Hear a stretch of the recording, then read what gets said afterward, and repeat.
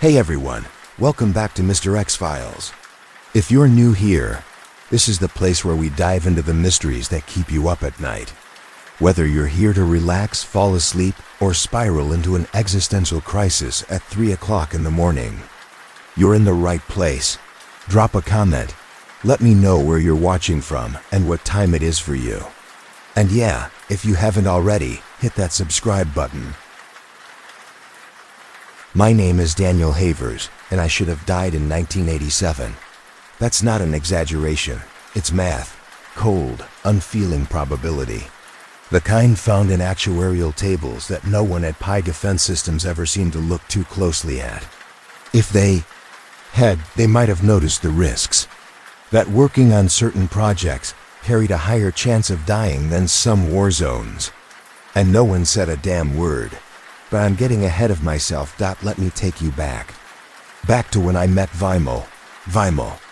The Jupi was the closest thing to a genius I'd ever met. Not the flashy kind. He wore his intelligence like a comfortable, worn-out sweater, soft-spoken, slightly hunched posture. Always looked like he hadn't slept quite enough. But underneath that mild exterior, his mind was razor-sharp. I started my internship at PI's Christchurch facility in September of '86. I was fresh out of university, still high on my computer science degree, and buzzing with the kind of naive confidence that only a 20-something can carry. Vimal took me under his wing right away. No big speech. No special introduction. Just a nod and a "come on, I'll show you around." Systems analysis, he told me once, as we hunched over twin monitors glowing with green lines of code, is like being a detective for machines. You don't solve crimes, you find where logic falls apart, where things don't behave the way they should. His voice had a soft lilt Gujarati, I'd later learn, but the way he explained things was always gentle, easy to follow. Vimal was 34 at the time, married. His wife, Priya, taught at a nearby school. They had twin girls, adorable, hyper little things who apparently thought his terrible jokes were the height of comedy. He drove a clunky but reliable Vauxhall. Ate homemade lunches that made the office kitchen smell like cardamom and turmeric. And he'd just been promoted lead systems analyst. It was a big deal. And it came with a big project. A top clearance kind of project. Cosmic clearance. He joked one day, waving a dense folder of paperwork at me. 17 pages of legalese and security restrictions. Sounds like something out of Doctor Who, right? He smiled, but it didn't quite reach his eyes. After that, things started changing. At first, it was small stuff. He'd zone out during work, stare at the screen like he was trying to see through it. If I approached his desk too quietly, he'd flinch. One time I touched his shoulder to ask a question, and he jumped like I'd slapped him. His face got paler every week. The shadows under his eyes got deeper. Priya called the office a few times, sounding worried, asking if he was working late again. One evening, early November, we were walking out to the car park together. The air had that bite to it, the kind that tells you winter's just around the corner. Our breath hung in little clouds under the harsh glow of the security lights.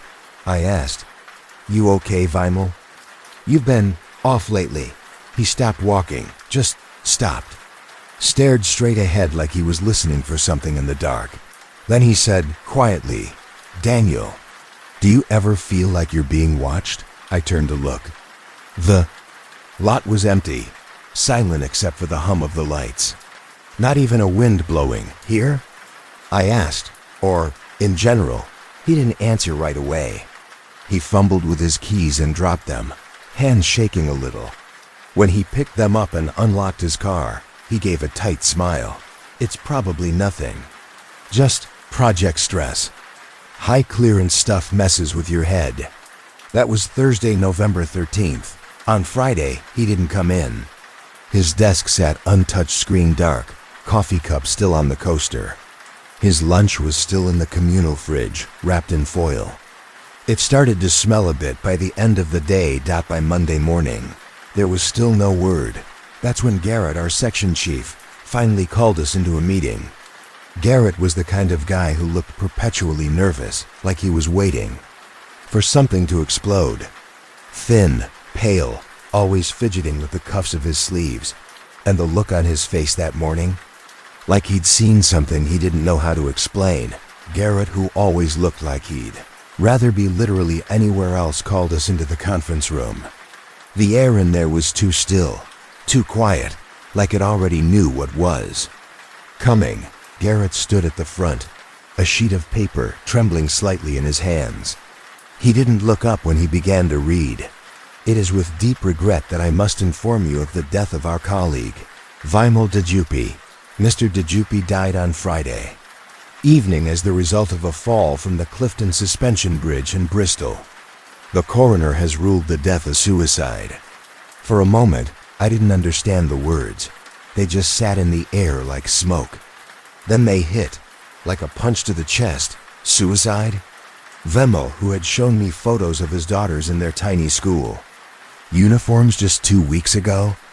Vimal, who'd been buzzing about his promotion, who talked about taking Priya to Italy for their anniversary next spring.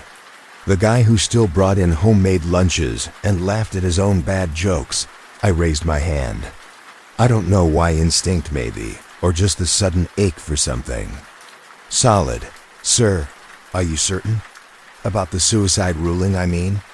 Garrett finally looked at me. His eyes were bloodshot and tired, but there was something else there too, something sharp, flickering just beneath the surface. Fear, maybe guilt. "Investigation is complete, Mr. Havers," he said, voice stiff. "The matter is closed, but it wasn't. Not for me. Not even close. That night I drove to Bristol. I didn't know what I was looking for, closure maybe. Or just a reason, something that might make any of it make sense. The Clifton Suspension Bridge loomed in the dark, all steel cables and Gothic stone towers, arching across the Avon Gorge like some solemn gate between worlds. Fog rolled low and thick along the riverbank, wrapping everything in a hushed kind of silence. Near the bridge approach, I found a man bundled in a tattered coat, sitting against the wall with a thermos balanced beside him. I'd brought a sandwich and a spare cup of tea just in case. When I offered them, he accepted without a word. "Saw the whole thing," he said finally, after a few bites. "Not like the others, though. Wasn't right." I looked at him more closely. He had sharp, alert eyes that didn't match the grime on his skin or the threadbare gloves. "What do you mean?" I asked. "People who jump, they're usually crying, screaming, maybe even talking to themselves. You can see it in their bodies, fear, desperation." He shook his head slowly. "But this one, nah, he just stood there, calm, real still, like he was waiting for something." I swallowed hard, and then it was like someone flipped a switch. No hesitation. He just climbed over and dropped, didn't make a sound. I stared at the railing, trying to imagine it. That stillness, that silence. "Did you see anyone else with him? Anyone watching?" "The man Tommy," he told me, squinted into the dark like he was replaying it in his mind. "Actually, yeah, 2 men, dark coats, standing back a bit." I didn't think much of it at first, but after he went over, they turned and walked away, not fast, not shocked, just like they were done. Never even looked back. Something cold crawled up my spine. I pressed a 20-pound note into his palm and leaned in. "Please don't talk about this to anyone else, all right?" He nodded, eyes locking with mine. No words needed. Just a silent understanding. Driving back to Hampshire that night, Vimal's voice echoed in my mind. "Doc, do you ever get the feeling you're being watched?" He'd said it the night before he died. Said he couldn't sleep. That he felt eyes on him, even in his own home. I'd written it off as stress high-level clearance paranoia. Occupational hazard. But now I wasn't so sure. Maybe he hadn't been paranoid. Maybe he'd been paying closer attention than the rest of us. There's a thing the human brain does, pattern recognition. It's what helped our ancestors survive. Help them notice when rustling grass met a predator, not just wind, but sometimes that pattern recognition turns on you, starts creating connections where none exist.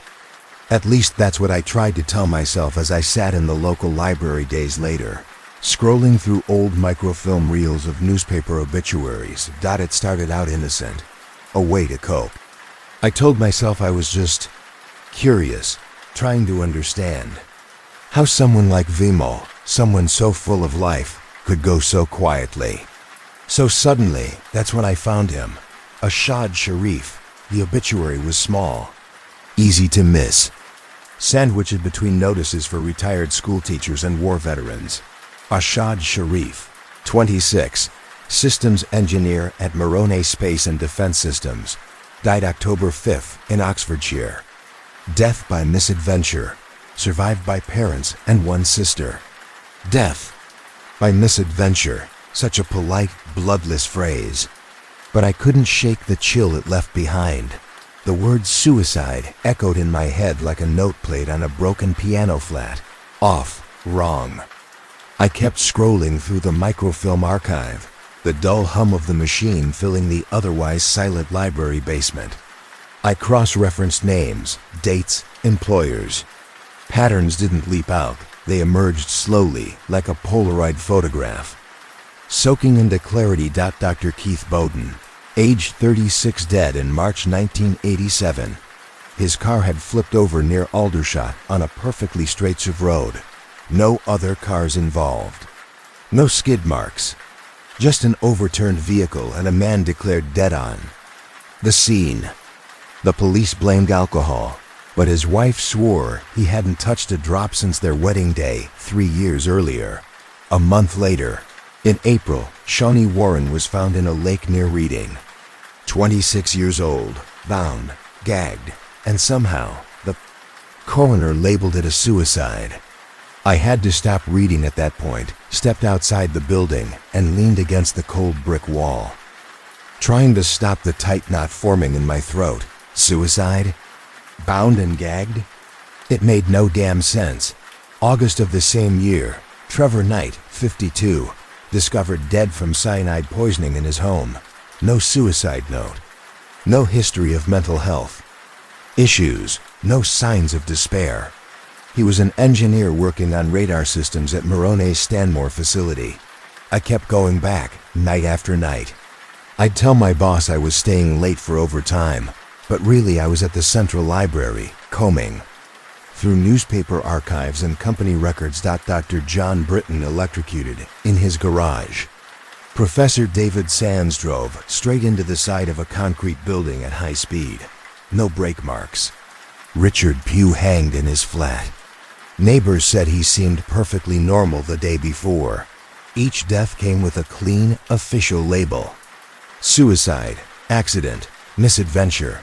Words that wrapped the chaos in neat little boxes. Words that deliberately avoided meaning, but two threads tied them all together. Every person had worked for one of the following: Moroni, Pi GEC, BAE Systems, or one of their shell companies. And every single one had held security clearance for NATO's Strategic Defense Initiative, the satellite-based missile defense system the Americans like to call Star Wars. By the end of 1987, I had filled 2 entire manila folders with newspaper clippings, personnel files, and photocopied coroner reports. I hid them beneath my mattress like some guilty teenager with a stash of dirty magazines. But this wasn't adolescent curiosity. This was 23 unexplained deaths over 5 years, all tied to the same secretive defense projects. Statistically, the odds of that kind of clustering were astronomical. Too unlikely to be random. I knew I was tiptoeing into dangerous waters. Just possessing some of these documents was likely a violation of the Official Secrets Act, but then I'd see Vimal's face in my sleep, hear his daughter's voice at the funeral asking, "When is Daddy coming home?" That was when I knew I couldn't let it go. I decided to reach out to someone who might actually have insight. Margaret Thorne. Her name had popped up in a few archived news pieces from the early 80s, always listed as a mod spokesperson during discussions around defense budgeting, a vague title. But I dug deeper. Public records showed she'd taken early retirement in late 1987, right around the time the deaths peaked. A coincidence? I didn't think so. I traced her to a cottage out in the Cotswolds, found her address through the electoral roll. It was a gray Saturday morning in January 1988 when I made the drive out there. Her house was tucked behind a neat little garden. Chimney smoke curled into the dull winter sky. It looked peaceful, normal, even as my stomach twisted in knots. She answered the door herself. A woman in her 50s, with sharp, intelligent gray eyes and silver hair pulled back in a simple clip. She looked at me like she was scanning for threat levels, evaluating me before I'd even opened my mouth. "Mrs. Thorne?" I said, voice steadier than I felt. "My name is Daniel Havers. I used to work with someone I believe you might have known. Vimal Dajibai." Her expression barely shifted, but I caught it a flicker. A faint tightening around her eyes. Recognition, or maybe fear. "You'd better come in," she said. Her voice was even, but there was a weight behind it. She stepped aside to let me in, and I followed her into a small sitting room that was warm despite the chill in the air.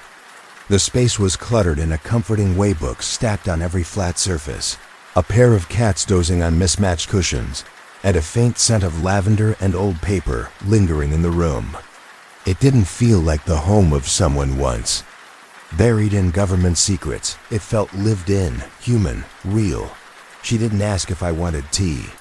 She just went to the kitchen and started making it, letting the silence settle around us like dust. I appreciated the pause. It gave us both time to prepare for whatever came next. When she returned, she handed me a mug and sat down across from me in an armchair, a tabby cat immediately hopping onto her lap and curling into a soft, purring loaf. "You were friends with Mr. Dajibai?" she asked, gently stroking the cat's fur. "He was more than a friend," I said. "He was my mentor at Pi, a good man, careful, thoughtful, not someone who would." I trailed off, the words catching in my throat. "No," she said quietly. "He wouldn't." We sat in silence for a while. The cat's purring filled the space between us, and the wind whispered against the old window panes like something trying to get in. Finally she spoke. "How many others have you identified?" The question hit me hard, not because it was unexpected, but because it confirmed everything. She knew. She'd seen it too. 23, I said. "Maybe more." She nodded slowly, eyes distant.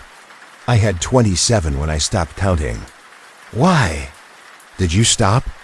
Her laugh was short, sharp, and without warmth. "Because I wanted to see my pension, Mr. Havers. Because some truths come with a price I wasn't willing to pay."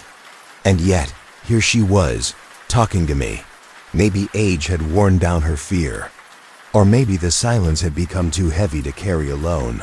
Over the next 2 hours, Margaret Thorne unraveled a world I had only glimpsed the edges of, one not painted in patriotic colors or noble missions, but in shadows and silence. She told me how, in the mid-'80s, the Americans had begun pushing hard for cooperation on the PADIA, Strategic Defense Initiative. But they weren't just interested in missile shields. They wanted more, she said. They wanted ancillary applications. "What kind of applications?" I asked. She hesitated, eyes narrowing slightly. Her hand moved slowly across the cat's back. "Have you ever heard of Project Pandora, Mr. Havers?" I shook my head. It was an American research program from the 60s and 70s. Officially, it was about studying microwave radiation health effects on U.S. embassy staff in Moscow. She paused, her voice dropped. "Unofficially, they were looking into how electromagnetic fields could influence human cognition, decision-making, behavior, psychological manipulation." I stared at her. "You mean mind control?" "Influence," she corrected softly. "Direct control was never feasible." "But confusion? Disorientation?" planting subtle suggestions when someone's guard was down. That showed ... promise. She stood and crossed the room, pulling a slim folder from a bookshelf. The cover was stamped with familiar mod seals I recognized from my own security clearances. She handed it to me. These are declassified segments. I helped compile some of these reports, she said. I opened it. Pages upon pages, most of them blacked out with thick redaction lines. But the fragments that remained were enough to piece together a disturbing narrative references to cognitive disruption fields, neural resonance manipulation, behavioral drift tests, even mentions of satellite-based arrays capable of targeting individual human brain frequencies. They called it the Black Echo Array. Margaret said, her voice barely above a whisper, "Was it theoretical?" She looked at me for a long moment. "That's what we told Parliament. But no, Mr. Havers, it wasn't theoretical." She went on to explain how initial testing had begun at Porton Down, the government's chemical and biological research site. Early trials were run on volunteers, soldiers, civilians, people who were told they were testing equipment safety or reaction times. But as the technology advanced, she said, the ethics ... faded. They stopped telling the full truth. Some of the subjects started suffering side effects, bad ones. I leaned forward, my stomach turning. What kind of side effects? Her eyes didn't leave mine. Severe depression, paranoia, insomnia. A few had breakdowns. Some became suicidal. I felt cold all over. Like the room had suddenly dropped 10 degrees. They were experimenting on people, real people, and just... What? Watching what happened. She nodded slowly. And when people started asking questions, they were written off, labeled unstable, or removed from the equation. Just like Vimmel. Just like the others. The program was supposed to be.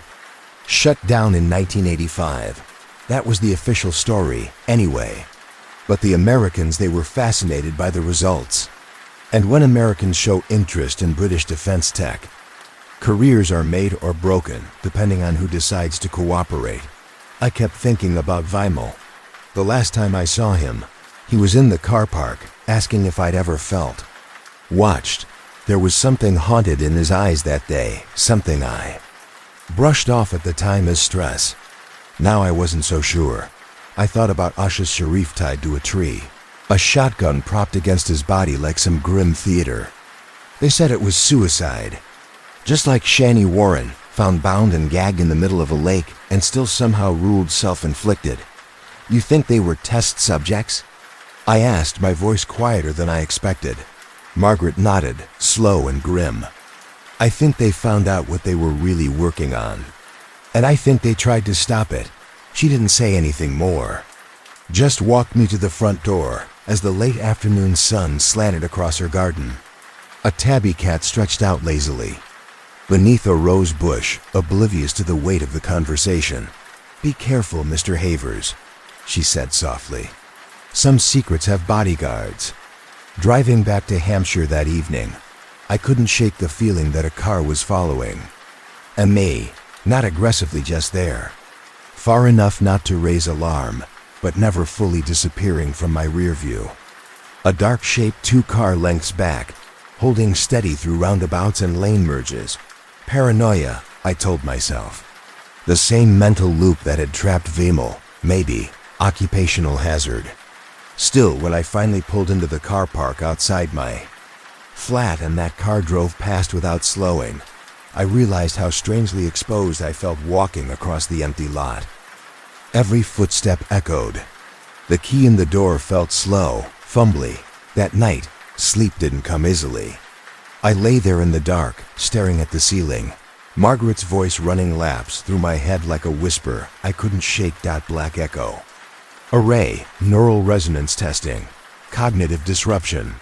The words didn't make sense in isolation, but together they hinted at something vile. Something engineered. By day, I wore the mask, the smiling intern. Running system analyzes, fetching coffee. pretending not to notice the sudden silence whenever Vimal's name came up. By night, I lived in libraries chasing ghosts through academic journals and declassified documents. Half of me wanted answers. The other half just needed to know I wasn't losing my mind. The breakthrough came in February, 1988. It was buried in a footnote. Just a single line in a Pentagon technical report I'd requested through Freedom of Information. A throwaway detail, almost, but it changed everything. Project Pandora hadn't ended in the 70s. It had evolved. The names chilled me. Monarch, Sleeping Beauty, Black Echo. The science behind them was disturbingly simple. The human brain runs out electrical impulses, producing electromagnetic fields. Different mental states, stress, fear, confusion, generate different frequencies. The theory was, if you could isolate those frequencies, you could influence them. Alter a person's state of mind using targeted EMI radiation and microwave frequencies. They were ideal. Unlike radio waves, microwaves could be focused into tight beams. Beams that could hit an individual from hundreds of feet away. No physical trace, no bruises. Just an overwhelming, engineered mental collapse. The technology already existed in radar. All it needed was refinement. The pieces began falling into place. Vimal's erratic behavior, the suicides, the silence. Then I found confirmation in the last place I expected. A peer-reviewed medical journal, an article about microwave exposure in radar technicians. The symptoms read like a list of Vimal's last months. Severe insomnia, paranoia, depressive episodes, confusion, obsessive behaviors. In extreme cases self-harm. The article was authored by Dr. Elizabeth Hartwell, neurologist, based at a research institute in Edinburgh. Suddenly, I wasn't chasing shadows anymore. I was standing in the middle of something real. I called Dr. Hartwell's office on a gray Tuesday morning. My voice cracked slightly as I introduced myself, posing as a graduate student researching occupational health hazards in the defense sector. It wasn't entirely a lie. When I mentioned neural tissue and electromagnetic exposure, she perked up. "Ah, yes," she said. "A fascinating field. And deeply concerning, if you ask me." Concerning? In what way? I asked, already knowing the answer but needing to hear it from someone with her credentials. Well, she paused, like choosing her words carefully. The applications are rather obvious, aren't they? If you can induce specific mental states remotely, you've essentially weaponized psychology itself. That line stuck with me. She agreed to meet after I told her I was investigating possible MA exposure among colleagues who had recently died under suspicious circumstances. Her institute was housed in a converted Victorian mansion perched above Edinburgh's new town. The exterior was all looming turrets and dark stone, a Gothic revival relic surrounded by high-tech security cameras and electronic locks. History wrapped in secrecy. Dr. Hartwell was younger than I expected, maybe 40, but had the kind of sharp, probing energy that made you feel as though she'd sized you up before you even entered the room. Her handshake was brisk. No small talk. She led me through polished hallways into her office, a cramped but intense space filled with charts of the human brain, technical schematics, and strange electromagnetic coils that looked more like props from a sci-fi film than real equipment. "Show me your data," she said, skipping any formalities. I laid everything out across her desk, 27 names, each with detailed employment records, medical notes, and the official causes of death. Most were suicides or unexplained psychological breaks. Some were just ... Studied the file slowly, like a surgeon reading X-rays before an operation. Occasionally, she scribbled notes or asked questions so precise, I wondered if she'd already been thinking about these same patterns. "Remarkable," she murmured at last, sitting back in her chair. "The pattern is quite clear once you know what to look for." "You see it too?" I asked. "Oh yes," she said, eyes narrowing. "And it's not random. She reached into a drawer and pulled out a large map of the UK with colored pins. She began marking each death by location. Look at this. She connected several pins with a pen. Most of these occurred within 50 miles of 3 locations: Porton Down, RAF Fylingdales, and the Morone facility near Chelmsford. The pins formed rough triangles on the map. Each vertex pointed to a known government research site. Now the timing, she said, flipping to a calendar. She started marking dates beside each death using highlighters: blue, red, yellow. They cluster, she said, always around certain periods. Notice? Right after major project milestones or security reviews. I stared at the colored patterns. They weren't random. Not even close. Each wave of deaths coincided with high-clearance evaluations or classified. Project shifts. The implications settled over me like a weight. They were being selected, I said, the words hollow in my own ears. Or eliminated. Exactly, Hartwell replied, voice low and serious. The question is whether they were test subjects who became liabilities or whistleblowers who knew too much. She handed me a binder of technical papers. Diagrams. Frequency charts. Brain scans, painfully dry stuff. But the meaning hit like a hammer. Pulsed microwave radiation could cause seizures, hallucinations, even suicidal ideation. Specific frequencies had specific effects. The precision was terrifying. The beauty of it from an operational perspective, she said clinically, is plausible deniability. Victims often believe they're suffering from burnout, stress, mental illness. They rarely suspect external manipulation. And by the time they do, I asked, it's too late, she replied. The changes are baked in. The brain starts collapsing inward. It rewires itself for destruction. I thought of Vimal again, his sleepless nights, the way he jumped at shadows. He'd started unraveling just weeks after getting his cosmic clearance. We all chalked it up to pressure, but what if it wasn't pressure? What if that clearance was the beginning of his end? What if he hadn't chosen to jump? What if the weapon chose for him? Dr. Hartwell agreed to go over the medical records of the deceased scientists. What she uncovered only confirmed what I'd feared all along. Almost every one of them had sought treatment in the weeks before their deaths, she told me during a tense follow-up call. Identical symptoms: severe insomnia, sudden paranoia, depressive episodes that seemed to come out of nowhere. And these were people with no previous mental health issues. Stable, reliable individuals.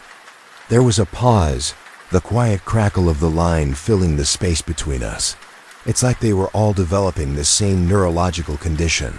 She continued, her voice lower now, like she was afraid someone might be listening. Only theirs. No known disorder that fits this pattern. At least not one that occurs naturally. Could it be electromagnetic exposure? I asked. She sighed. It fits, but we can't prove it definitively. The symptoms mimic other psychiatric conditions. Too closely. But the pattern, the sheer number of cases in such a tight cluster, that's not coincidence. It can't be. Dr. Hartwell agreed to compile her findings into a formal report, but warned me not to expect it to appear in any academic journal. This kind of research makes editors nervous, she said, with a dry laugh that didn't reach her voice. That night, I sat alone in my flat, the walls seeming to close in as I reviewed everything we'd gathered so far. The pattern was disturbingly clear. Scientists tied to classified electromagnetic weapons programs were dying.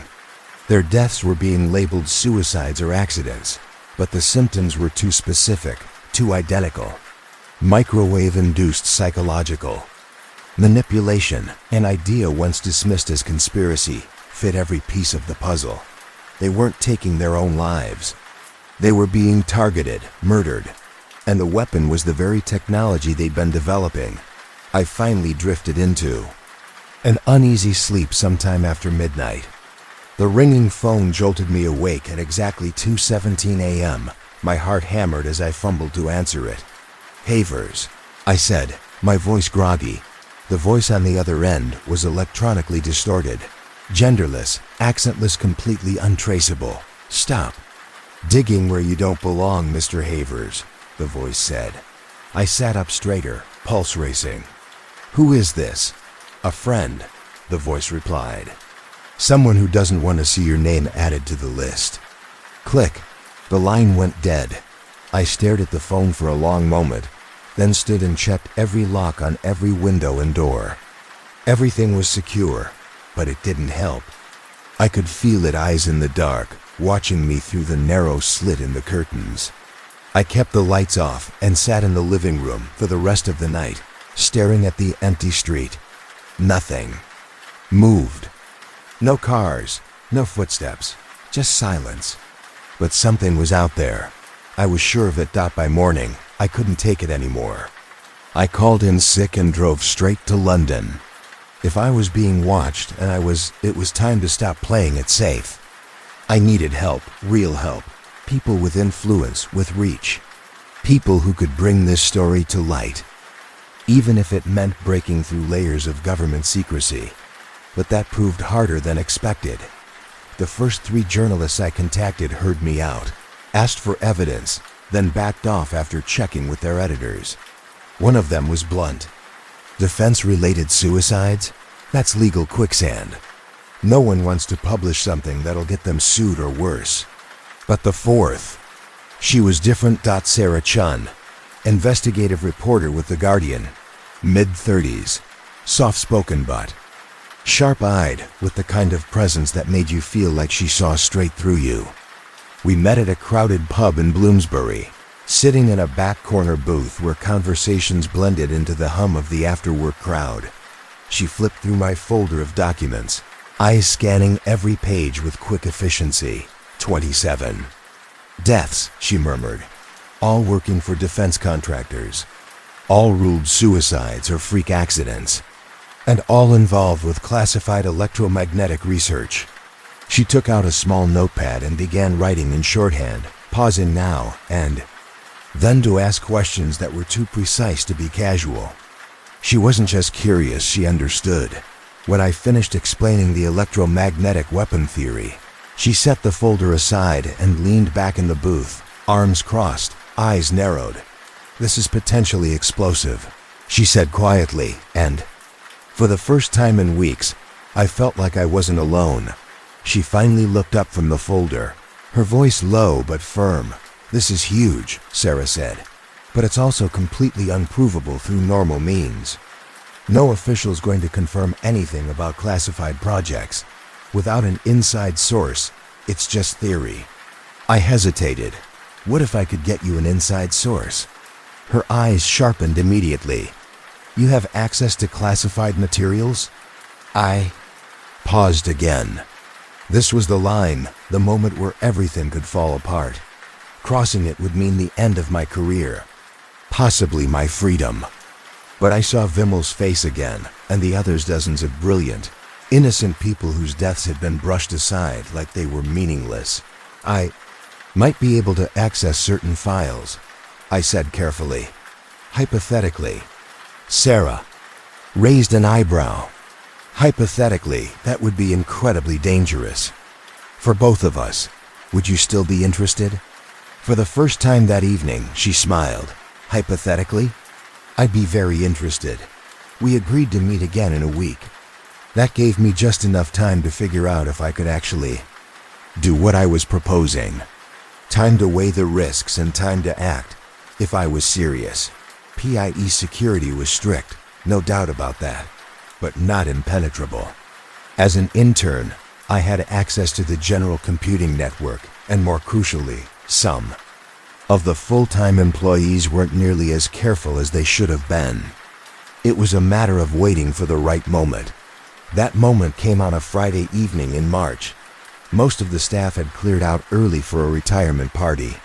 I told everyone I was staying behind to finish some data analysis.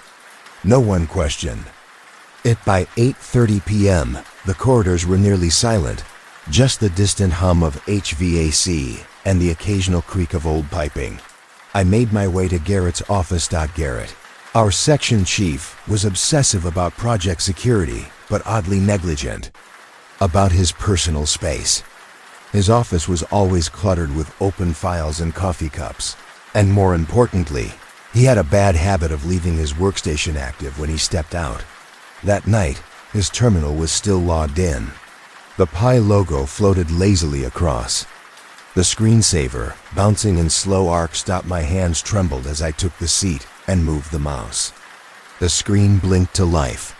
I began digging. Navigating the directory structure felt like walking a minefield blindfolded. I wasn't supposed to be here, wasn't even supposed to know these parts of the network existed. The files I was looking for were buried deep, nested under generic-sounding directories and shielded by layer after layer of passwords and encryption. But Garrett's credentials were stronger than I anticipated.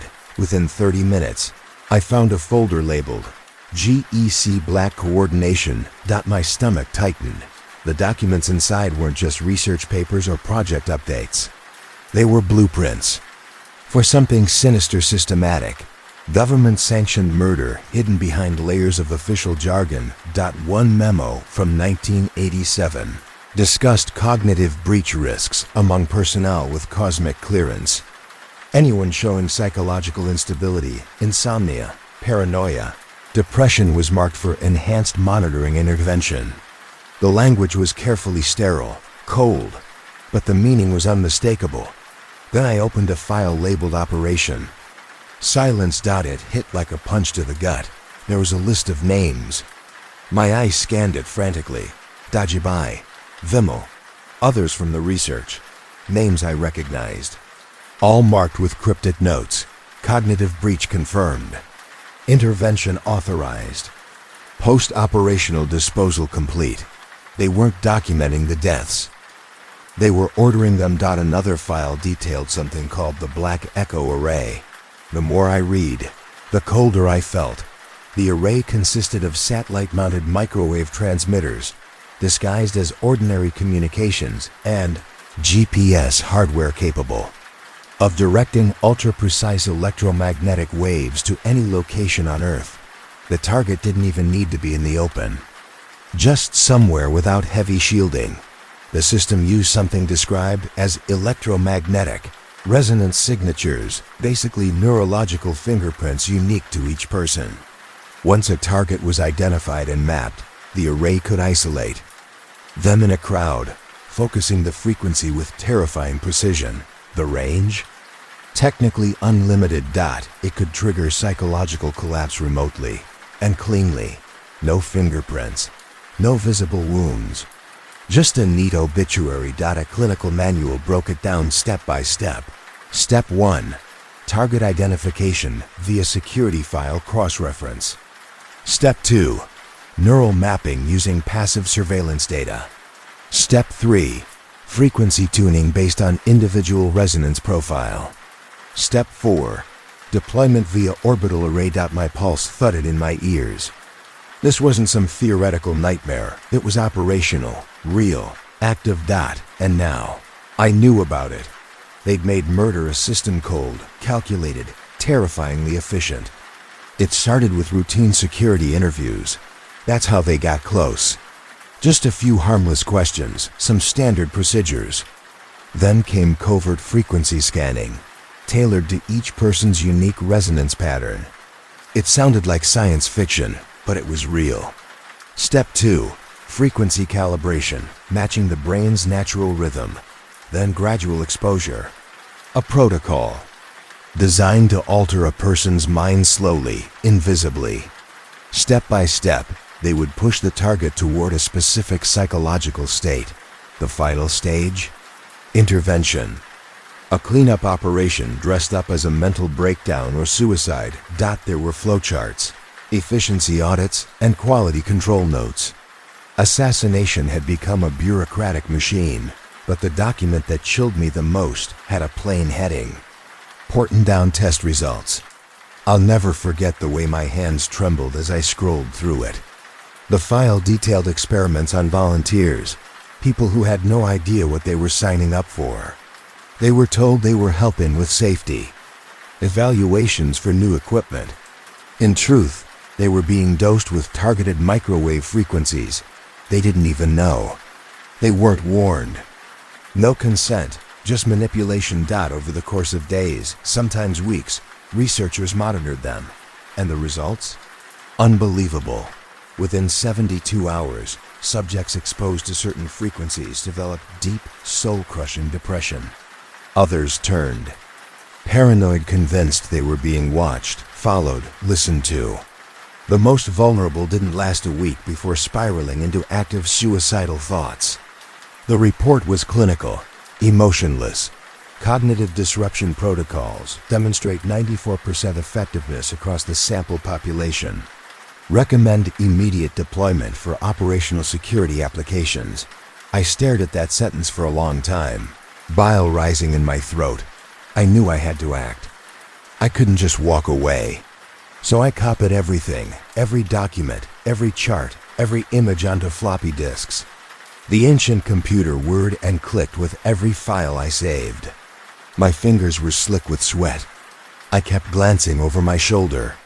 Certain someone would walk in. Each disk I labeled and slipped into my jacket pocket felt heavier than the last. Not physically, but emotionally. These weren't just files. They were confessions, lives destroyed, families ruined, evidence that what had been called suicides or accidents were cold-blooded executions. I had just finished saving the final file when I heard footsteps in the hallway. I froze. My pulse thundered in my ears. Someone was coming. I quickly logged out of Garrett's terminal, slid the disks into my jacket, and stepped away from the desk, trying to look casual. The footsteps came closer, then passed without stopping. I exhaled shakily. Still, that sound, those footsteps, it reminded me how exposed I really was. I drove home that night through the dark backroads of Hampshire, my eyes constantly flicking to the rear-view mirror. Every pair of headlights I saw made my stomach lurch. Were they following me? Was someone already onto me? When I finally got home, I pried loose the baseboard behind my dresser and hid the disks there, hands still trembling. Then I lay in bed, wide-eyed, waiting for dawn. The documents were real. The proof was real. I had it. Vimal's death. The others, they weren't coincidences. They were silenced, but the weight of truth is a strange thing. It's both a weapon and a curse. I thought maybe, just maybe, I'd stop the bleeding. But I was wrong. The phone rang at exactly 6:23 a.m. the following Tuesday. I jolted awake, my heart already racing. For a second, I thought I was still dreaming. But the voice on the other end grounded me in an instant. "Daniel, Christ, I hope this is still your number. We need to talk." It was James Kirkpatrick, a name I hadn't heard in years. A former technician at PIE, the kind of man you don't expect to hear panic from. "James?" I croaked, sitting up, adrenaline now surging through my chest. "What's going on?" "Not over the phone. Please, can you meet me today?" We arranged to meet at a motorway service station halfway between us, a neutral zone where any surveillance would stick. Out like a sore thumb. The 3-hour drive was a blur of questions. Why now? Why me? What had James found? When I finally spotted him, he was alone at a corner table in the back of the restaurant. He looked older, fragile. His tea had gone cold, untouched. His hair was grayer at the temples, and his hands had a faint tremble as he reached out to shake mine. I slid into the seat across from him, heart pounding. Something was very, very wrong. That scar, that wasn't there before, I said, my voice low as I slid into the booth across from him. James looked up with dull eyes, the corner of his mouth twitching into something that tried and failed to be a smile. "You look like hell," I added, noting the tremor in his hand and the pallor in his skin. "Feel worse," he muttered, glancing around the nearly empty restaurant like he expected someone to be watching. Maybe he did. The silence between us stretched just a moment too long before he leaned in, voice low. I heard about your friend, Vimal, and about you asking questions. I tensed. From who? People talk, Daniel, he said softly. Especially when someone starts connecting dots they weren't supposed to see. He took a shallow breath and shifted in his seat. I worked on the early prototypes, you know. Back in '84, maybe '85, before I got smart and transferred out. Prototypes of what? I asked, though I had a sinking feeling I already knew. The microwave arrays, the targeting systems, the whole bloody nightmare. He let out a dry, broken laugh. We thought we were building defensive equipment, jamming tech, ways to protect satellites from Soviet interference. Nobody told us we were creating weapons that could fry someone's brain from orbit. James had been part of the engineering team that developed the focusing components for the Black Echo array, a name I'd seen more than once in the files I copied. His job had been purely technical, optimizing power distribution and improving targeting accuracy. Harmless tasks in theory. But context changes everything. He looked up at me, eyes shadowed. The breakthrough came in late '85. That's when we figured out how to focus microwave beams with surgical precision, long range, intercontinental. The Americans went nuts. Suddenly it was all about dual-use protocols, alternative applications. When did you realize what they really meant? I asked quietly. His gaze dropped to the cold, untouched tea in front of him. When people started showing up at the base hospital with symptoms, depression, panic attacks, paranoia, perfectly healthy people just breaking. We'd run a test, and 2 days later someone would be locked in the psych ward. He shook his head slowly. At first, no one said anything. But the timing matched up too well. I put it together. Others did too. And what did you do? We tried, he said bitter. A few of us. We filed quiet reports, tried to raise red flags. Thought maybe it was misuse. Maybe it was a mistake. I leaned in, and they reassigned us. Shuffled us into contractor roles. Gave us new badges, new pay scales, new non-disclosure agreements. And then they sat us down and made sure we understood, really understood, what would happen if we ever talked. His mouth twisted. They bought our silence with money and scared us into keeping it with threats. Most of us took the deal. It was easier than ending up like the ones who didn't. I frowned. The ones who didn't? James looked up then, his eyes meeting mine for the first time since I sat down. There was a weight in his expression that words couldn't carry alone. The ones who didn't stop asking questions, Daniel. My stomach turned. You're saying, I know for a fact that at least half the names on your list were flagged for security review before they died. He said it without emotion, like it was just data. But I could see his jaw tighten. I felt cold all over. He sat back, exhaling sharply, then continued. The process was methodical. Anyone, scientists, engineers, technicians, who started showing moral concerns or doubts about the work, they'd get flagged. After that, the interviews became more frequent. They weren't just checking loyalty, they were scanning for psychological stability. Weak spots. He rubbed a hand over his face. They were looking for cracks, for anyone who might break, anyone who might grow a conscience. And those who did, they went on a different list. I swallowed hard. The termination list. They never called it that, he said, voice flat. But yes, that's exactly what it was. He explained the process in quiet, precise detail. Each flagged individual went through a seemingly routine psychological evaluation, but the room was rigged. Hidden sensors recorded everything: heart rate, pupil, dilation, galvanic skin response, and most disturbingly, brainwave activity. They built a neural signature for each person, a profile. Once they had your brain's signature, James said, his voice barely audible, they could track you from anywhere. Using the satellite array? I asked, already knowing the answer. He nodded. They didn't need agents or poison. Just a clean angle from orbit. That was enough to induce whatever state they wanted. Confusion, panic, depression, paranoia, and eventually suicide. It felt like the walls of the restaurant had closed in around us. The soft clinking of dishes and the hum of overhead. Lights were suddenly oppressive. I sat back, breath catching in my throat. They've already got my scan, I said, the realization washing over me in a cold wave. James didn't answer. He didn't have to. Anywhere on Earth, that's where it could begin. That's what James told me, his voice low and tired. The conditioning started subtly, he explained. A few nights of disturbed sleep, a vague increase in anxiety. Then it would ramp up. Slowly, deliberately, until the target was mentally unraveling, broken down to the edge of collapse. And then? I asked, my stomach twisting. James didn't look at me. Then they make a choice. Some just get monitored scared. Enough to comply, others.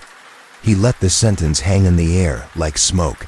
I didn't need him to finish. I was already thinking about Vimmel those last few weeks when he'd grown so paranoid, so desperate. The way he'd talked about invisible things pressing in on him. How he hadn't slept more than an hour a night. Back then, I thought he was having a breakdown. Now the pattern was unmistakable. He hadn't just snapped, he'd been chosen. Chosen to be destroyed. Why are you telling me all this? I asked quietly. James's hands trembled as he reached for his jacket. He looked like he hadn't slept either. Because I got a call yesterday. Very official, very polite.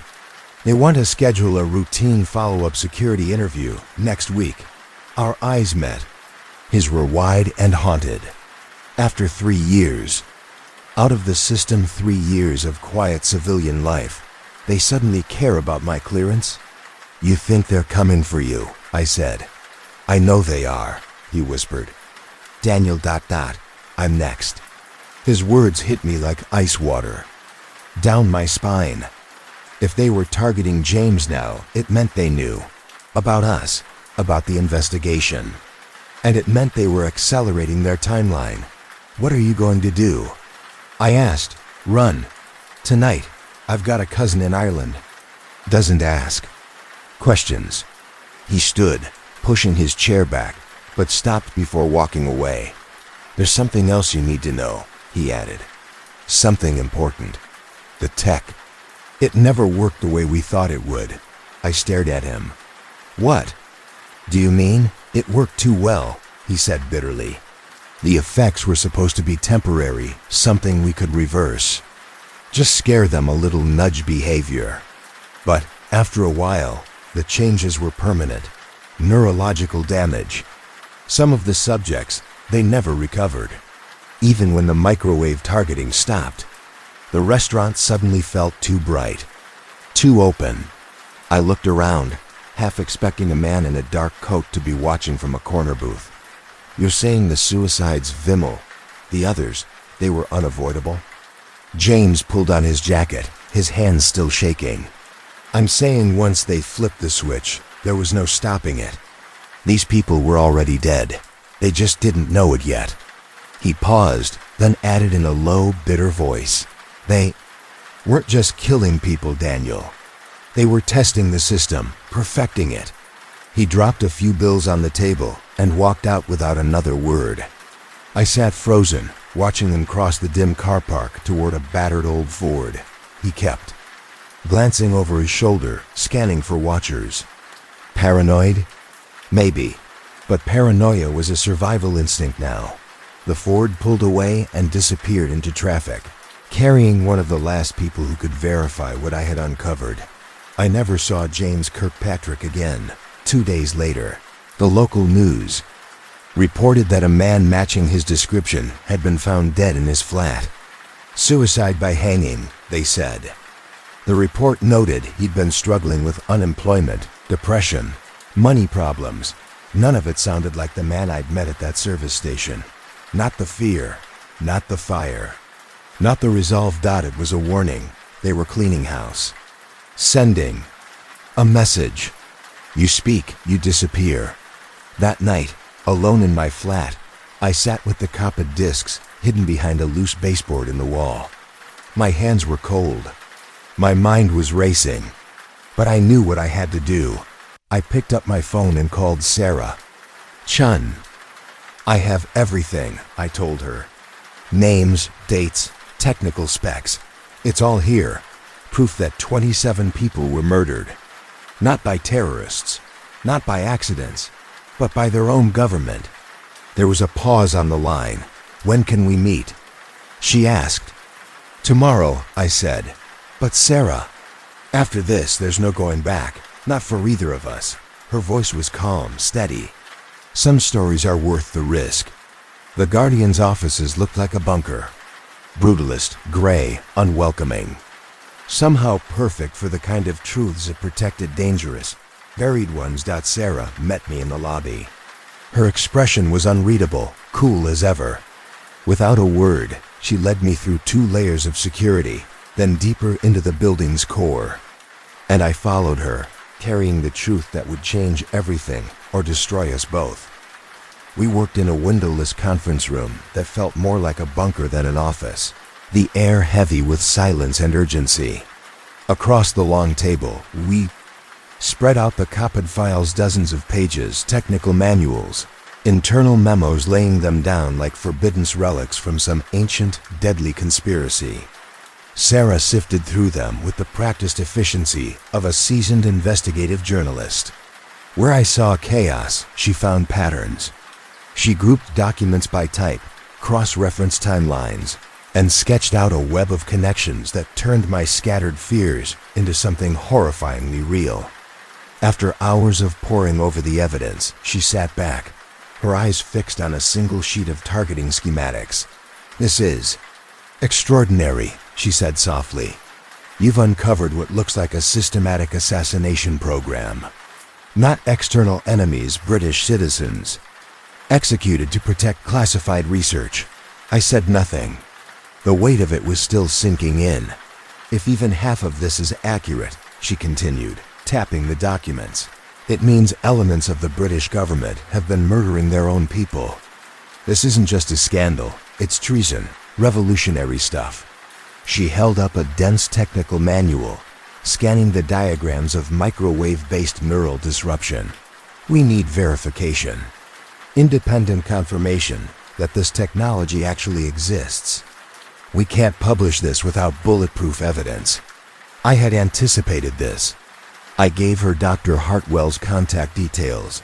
He'd worked on the neurological studies during early testing and mentioned Margaret Thorne, a former Ministry of Defense employee who might speak off the record. There were others, 2 quiet voices on the fringe, uneasy but willing if approached the right way. Sarah nodded, already formulating a plan. Her own network, built over years of exposing political rot and corporate deception, would help fill in the gaps. Her sources could provide technical analysis, legal context, and most importantly, credibility. "How long until we go public?" I asked. She hesitated. "Weeks, maybe months." My stomach sank. A story like this needs airtight sourcing, legal clearance, and cross-verification. "We'll need expert statements, forensic analysis of the documents. Probably have to file multiple FOIA requests just to get the context." I knew she was right, but it felt like betrayal. Every day we waited was another day the program could keep operating in the shadows. Another person selected, targeted, broken. More suicides. More names erased. "What about the government's response?" I asked. "Won't they try to shut this down?" Sarah gave a crooked smile. "They'll try. But once we have the right sources and enough verification, this becomes a public interest case. The Official Secrets Act doesn't protect criminal conspiracies. Not anymore." We agreed to meet weekly to coordinate. I would continue gathering intel from inside Pi quietly, carefully, while she built the case from the outside. It felt like a glimmer of hope, even if it was distant and dim. We didn't have power, but we had truth. And that had to count for something. That feeling lasted all of 4 days. It was Thursday evening. I was walking to my car after a long shift when I saw it. A dark blue van, parked just across the street from the pie facility. No license plates, no logos, tinted windows illegal level. It hadn't been in that spot when I arrived, but I'd seen it earlier in the lot on the opposite end. Same make, same dents. They were watching. They knew.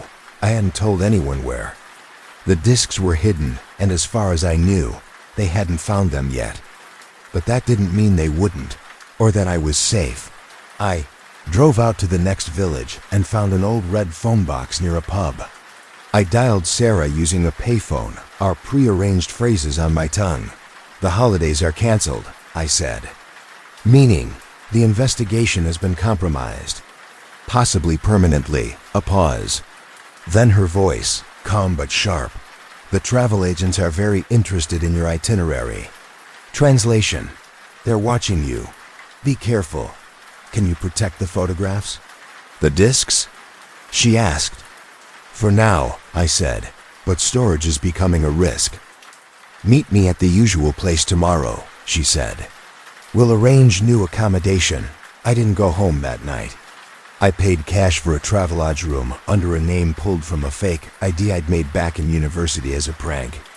Now it felt like armor. I stuffed towels under the door and slept fully clothed, every noise from the hallway sending jolts through my chest. The sound of car doors slamming outside made me creep to the window and peer out from behind the curtain. I understood Vimmel. Now, his paranoia wasn't madness, it was survival. I arrived at our meeting spot the next day, an old garden cafe near the river, always half empty, with outdoor tables and no CCTV. But Sarah never showed.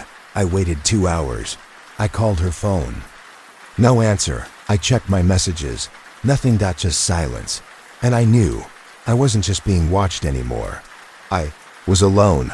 I was driving toward London on the M3 when, without warning, my car sputtered and lost power. The engine just died. No strange noises, no warning lights. Everything had seemed fine. I coasted to the shoulder, heart pounding, the sudden silence pressing against my eardrums. The dashboard was dead, no response from the ignition. Before I could even collect my thoughts, a recovery truck pulled up behind me, too fast, unnervingly fast. It was as if someone had been tracking me and knew exactly when to send help. The driver hopped out, all smiles and politeness, wearing a clean high-vis vest and a clipboard tucked under one arm. "Electrical failure," he said after a cursory inspection under the hood. "Looks like it'll need extensive repairs. I can tow you to a garage in Basingstoke." His tone was smooth, a little too rehearsed. And his eyes, they didn't match the easy smile on his face. Something about the way he kept glancing down the road, like he was waiting for something, or someone set off every instinct I'd spent years learning to trust. "No, that's all right," I said, stepping away from him in the truck. "I'll make other arrangements." He didn't argue, just nodded and flashed that same plastic grin. "Suit yourself, mate. But you might want to reconsider. It's going to be a long walk." He drove off, but the unease lingered, thick and clinging. I climbed back into my car and tried the Radio Sarah's emergency line, the one we'd agreed on months ago. If anything went wrong. Nothing. Not a busy tone. Not a dead signal, just silence. Cold and final. That's when I realized this wasn't just a breakdown. It was a setup. A black sedan rolled up behind me, then a second. Both parked too precisely, too deliberately. Men in dark suits stepped out, moving with the relaxed efficiency of people who clean up messes for a living. I didn't wait. I bolted, leaping the crash barrier and plunging into the thick hedgerows lining the M3. The Hampshire countryside stretched. Out before me a patchwork of ancient fields, thorn bushes, and low stone walls. It felt like fleeing through history itself. I crashed through the undergrowth, thorns tearing at my clothes and skin, adrenaline carrying me over walls and through narrow cattle paths. Behind me, I could hear them shouting, distant, angry. But As the sky darkened and I put more ground between myself and the road, their voices faded into the night. By the time I stumbled into a small village whose name I never learned, I was scraped, limping, and starving. But I was alive. The pub there was warm, noisy, and full of the kind of locals who didn't ask questions. I found a payphone tucked in the back near the toilets and dialed the only number that still felt safe. Margaret Thorne picked up on my second ring. Her voice was sharp, controlled. "Daniel?" "They're coming after me," I said, trying to keep my voice steady. "The story's out. It's blown wide open. Where are you?" I gave her the village name and the pub. She didn't hesitate. "Stay there. I'll make some calls." 2 hours later, she pulled up in a beat-up saloon car I didn't recognize. She didn't say much, just nodded for me to get in. Her hair was tied back, face pale, but her eyes were all business. This wasn't her first time pulling someone out of the fire. We drove through narrow back roads, winding deeper into the countryside. She turned the headlights off whenever possible. "Sarah Chun's in protective custody," she said quietly. "Special branch raided the Guardian offices this afternoon. Took everything tied to your report under the Official Secrets Act." "What about the files?" "Classified, sealed with a D notice." She glanced at me briefly. "The official story is that you and Sarah were compromised by foreign agents spreading disinformation, fake documents, fabricated nonsense to destabilize the defense establishment." I stared out the window. Trees blurred past in the darkness. "So what happens now?" She didn't sugarcoat it. "Now, you disappear. Permanently. New identity. New life. Far away from Britain and its intelligence services." Margaret had contacts, old EID connections, people who made people vanish. Within 48 hours, I had a passport, driver's license, and work history for someone who hadn't existed a week earlier. My name was different. My past erased, but before I disappeared for good, I did one last thing as Daniel Harves. I uploaded compressed versions of the documents, everything Sarah and I had risked our lives to uncover, to a primitive bulletin board system.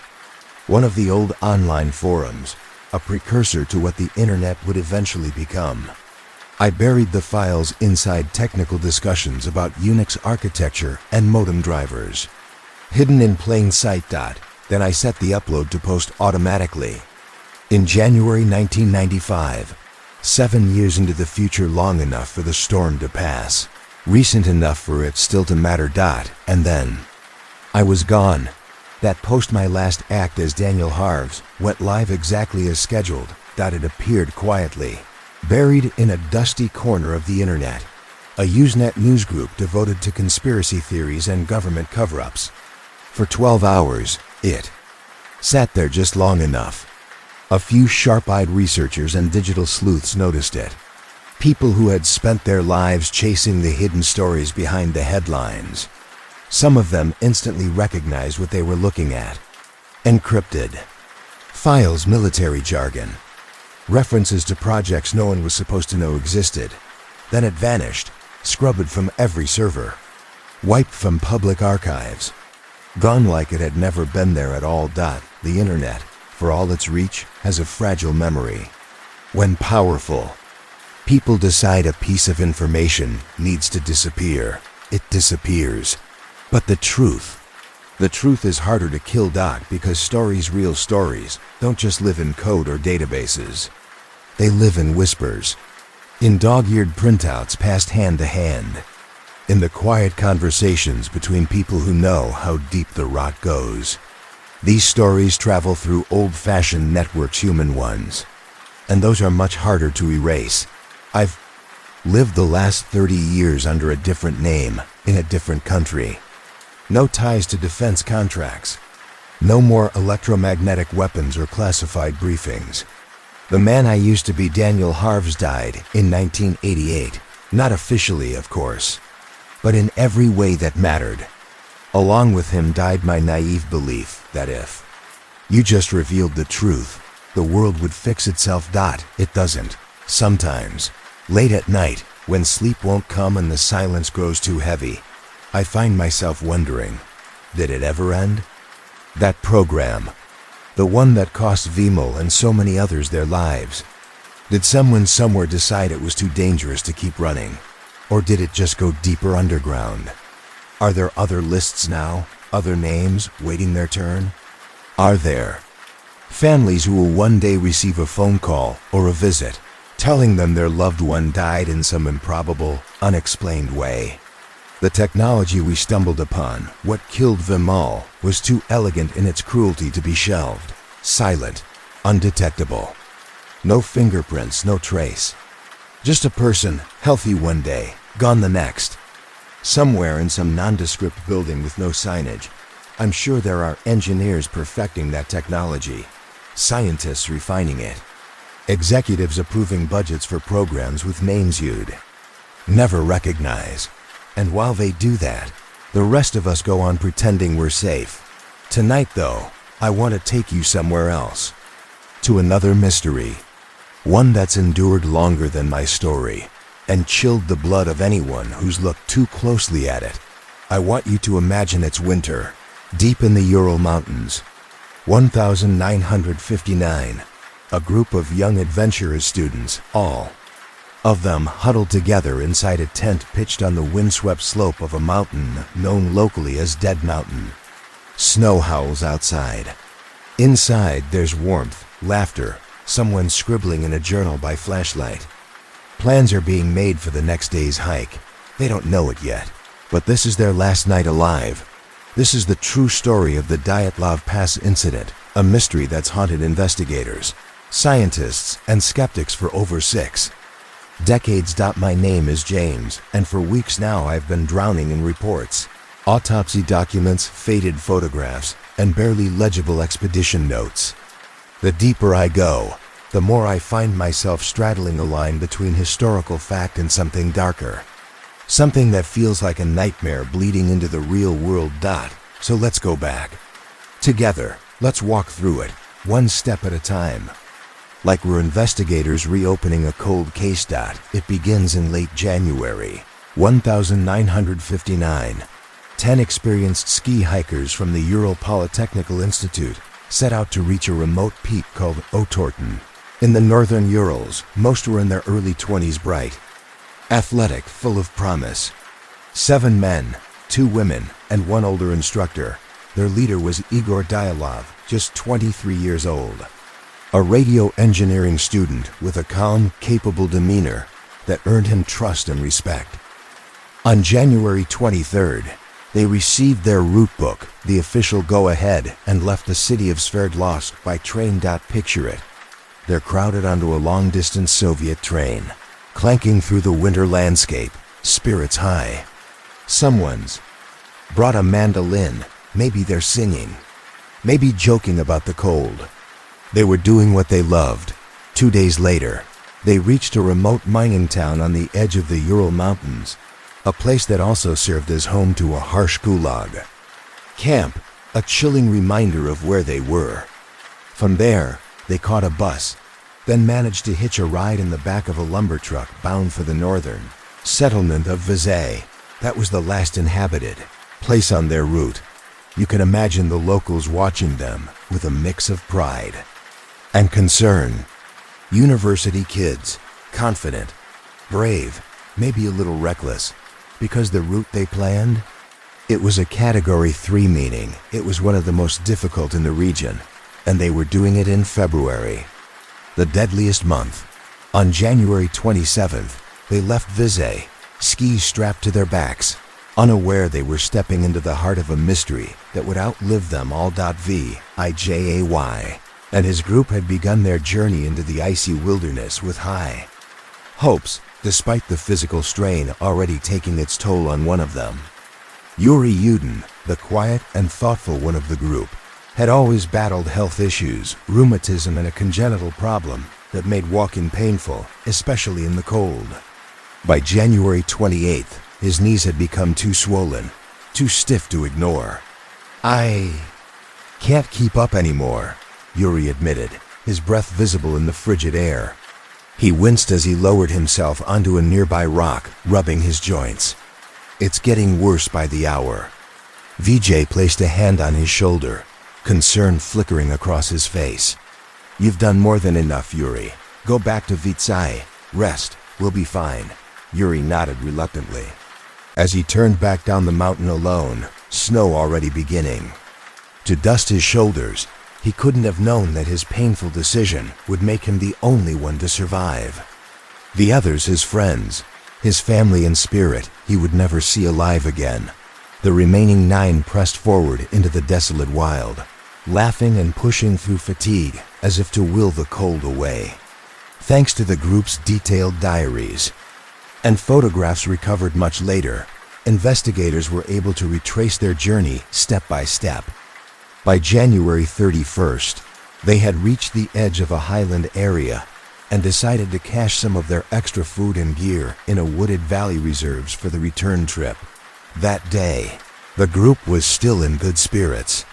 In between setting up camp and cooking, they joked, posed for pictures, and even created a playful, handmade newspaper they called the Evening O'Torton. One entry, likely written with a grin, read, "From now on, we know that the snowmen exist." A tongue-in-cheek jab at the local legends of Yetis. For all the brutal cold, they still carried warmth inside friendship, purpose, and a shared sense of adventure. Then came February 1st. The morning brought bitter winds and thick snow. The team began moving toward a mountain pass they planned to cross, and then camp beyond. Later, it would be named Dyatlov Pass after what would unfold there, but they never made it across. As they climbed higher, a blizzard swept in with punishing force, howling wind, blinding snow. Disoriented, they veered off course, unknowingly ending up on the slope of a mountain called Kholat Syakhl. In the local Mansi language, the name meant Dead Mountain. By the time they realized the mistake, the day was nearly gone, and the snowstorm had buried the landscape in white confusion. Visibility was almost zero. Igor Dyatlov, their leader, faced a tough choice. Descending into the forest for shelter would mean losing altitude and daylight. Instead, he made a bold call. "We camp here," he said, pointing to a flat stretch along the slope, "right here on the mountain." Some may have hesitated, but no one objected out loud. Maybe Igor wanted to prove they could handle it. Maybe he thought they had no better option. They carved out a level surface in the snow and pitched their large tent directly on the bare slope. The wind whipped past them like invisible claws. Inside, though, it was a different world. Warmth from their bodies and stoves, the comfort of routine. They made dinner. Later forensic evidence showed they'd eaten around 6:30 p.m. in one of the final photographs ever taken. They are smiling as they work together under the dim twilight snow, swirling around them. Despite the storm, their mood seemed upbeat. They wrote in their journals, chatted softly, huddled together in their sleeping bags. They had no idea that within hours, their lives would be torn apart. Something happened in the early hours of February. Second, something that no one survived to explain. We don't have witnesses, only the haunting trail of evidence they left behind. And what it suggests reads more like the opening of a horror story than a real tragedy. Sometime after midnight, in the blackest part of the night, the tent was suddenly slashed open from the inside.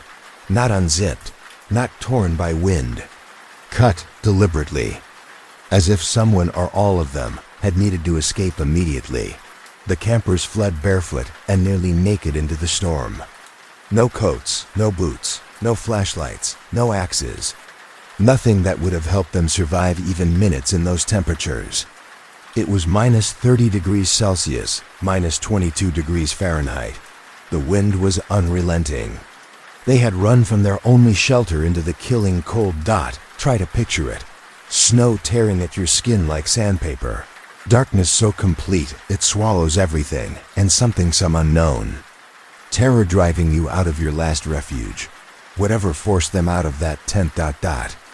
It was sudden, terrifying, and strong enough to override every survival instinct they had. So, what could have driven 9 experienced hikers to slash open their tent from the inside and flee half-dressed barefoot into a raging blizzard? That question has haunted investigators, families, and researchers for over 60 years. Something terrified them, or forced them, and whatever it was, it convinced them to leave behind the one thing that stood between them and certain death, their shelter. When the group didn't return to Vitsai by February 12th as planned, no alarms were raised right away. Delays on such expeditions weren't uncommon, especially in bad weather. But as the days stretched on in silence, families grew uneasy. By February 20th, with still no word, anxiety turned to fear. The hikers' relatives pressed authorities to act. Reluctantly, the Soviet authorities launched a search operation. The Ural Polytechnic Institute sent student volunteers to retrace the route. Soon, the Soviet army and local police joined in. Helicopters and planes were dispatched to scan the vast frozen expanse from above. Ground teams slogged through deep snow, battered by sub-zero winds and punishing conditions, desperate for any sign. Among the searchers was a young student named Mikhail Sharovin. On February 26th, he and his team were navigating the slopes of Kolatsiakal when he noticed something strange, a piece of fabric, dark and unnatural against the white snow. As they got closer, the shape revealed itself. It was the corner of a tent, collapsed, partially buried. Sharovin approached cautiously, heart pounding. The snow had sealed the tent like a tomb. Using an ice pick, he hacked away at the frozen wall of snow covering the entrance. When they finally peeled it open, what they found inside left them stunned. The canvas had been slashed clean, deliberate cuts from the inside, and despite the damage, the interior was eerily intact. Blankets were laid out, boots were lined up along the sides, flashlights carefully placed, a small pile of money untouched, a flask of alcohol. Maps and documents remained where they'd been stashed. In one corner, someone had even left a plate with a few pieces of salted pork fat, as if they'd been mid-snack. It was a still life frozen in horror, everything neat, everything calm, and yet utterly wrong. It felt like they were just interrupted, Sharovin later recalled. Like they were eating, resting, and then something happened, and they all fled. But why? Outside the tent, things only got stranger. The search team found tracks in the snow, 9 distinct sets, matching the number of hikers. But instead of signs of a frantic stampede, the tracks appeared strangely calm. There were impressions of feet in socks, some with just one boot, and several completely barefoot. You could see toe marks in the hard-packed snow. Even more baffling, the footprints weren't scattered. The group hadn't bolted in different directions. The prints formed a single line, descending the slope toward the forest in what looked like a hurried but controlled retreat. They hadn't run. They had walked fast and focused into the night and into the cold. The searchers followed the trail for nearly 500 meters before it disappeared beneath freshly fallen snow. All signs pointed toward the tree line. They were going somewhere, one of the rescuers murmured. But why leave in that state? No jackets, no shoes. As dusk fell on February 26th, the team had to halt the search, unsettled by the mystery they'd uncovered. The mountain was silent, but the silence now felt ominous. Something had gone terribly wrong. The next morning, the search resumed. This time, they swept from the tent down toward the edge of the forest. That's where they found it, under a large Siberian cedar, the first grim evidence of what had happened to the group. Beneath the tree's outstretched branches, sheltered slightly from the snow, they discovered the charred remains of a small fire. Near the charred remains of a small fire, the first 2 bodies were found. What the searchers saw there was deeply unsettling. Yuri Doroshenko and Georgy Yuri Krivanashenko were lying side by side in the snowshoeless, wearing nothing but their underwear. The brutal cold of the Ural wilderness didn't seem to be what killed them first. It was what came before. That no one could explain. Just above them stood a tall cedar tree. Its lower branches were broken, snapped clean up to a height of 5 meters. That wasn't natural. Someone had clearly climbed up in a panic. When rescuers examined the tree closely, they found torn bits of clothing and patches of skin embedded in the bark. Someone had scrambled up the cedar in desperation, maybe trying to spot the tent through the darkness, or maybe to escape something chasing them. Whatever it was, it must have been terrifying. Krivonishenko's body had burns on his legs and feet, likely from standing too close to the fire or falling into it. But that wasn't the most disturbing detail. He was missing a piece of flesh from one of his fingers, bitten off, not cut. He had chewed through his own knuckle, maybe to stay awake, maybe to dull the cold, or maybe just to feel something, anything, as his body started to shut down. Both men's hands and feet were a deep reddish brown. Frostbite had set in hard. They had stripped the branches of the cedar to keep their fire going, but it was small and weak, and eventually, it died just like they did. It's hard to shake. The image of those two friends, crouched by that dying fire, half naked in the snow, with only darkness and the freezing wind for company. Their last moments must have been spent staring into a black sky, listening to each other's breathing grow slow and shallow. Roughly 300 meters away from the cedar, closer to the tent, they found another body, Igor Dyatlov. He was lying on his back in the snow, head pointed uphill, toward the direction of the tent, as if he'd been crawling back to it. He was better dressed than the two near the fire. A flannel shirt, a sweater, pants, but no jacket, no boots. Just socks on his feet. One of his arms was frozen in the air, stiff, reaching upward. In his hand, he held a thin birch branch, tightly clenched, as if it had some meaning, or maybe he'd fallen gripping it and never let go. His other hand rested on his chest. Some who saw his body said it looked like he was protecting something. Under his shirt, maybe a photograph, a notebook, a keepsake. But when they checked, there was nothing. His face, once they cleared the snow, wasn't twisted in fear. His eyes were open, and he looked calm, as if he'd accepted what was happening. Not far from Dyatlov, they found Zina Kolmogorova. She was just 22. She too was crawling toward the tent, her arms stretched out in front of her, elbows bent, like she had collapsed mid-crawl. Her clothing was more substantial, 2 sweaters, 2 pairs of pants, but she also had no shoes. Only socks. Her body told a different story. Along her side, there was a long, bright red bruise, deep and narrow, running from her ribs down to her hip. It looked like she'd been struck hard with something, maybe a baton, or the butt of a rifle. Yet, apart from that, she had no visible injuries. It didn't make sense. It wasn't until March 5th, days later, that they found Rustin Slobodin, the 5th body. He was about 480 meters from the cedar, lying face down in the snow, roughly halfway back toward the tent.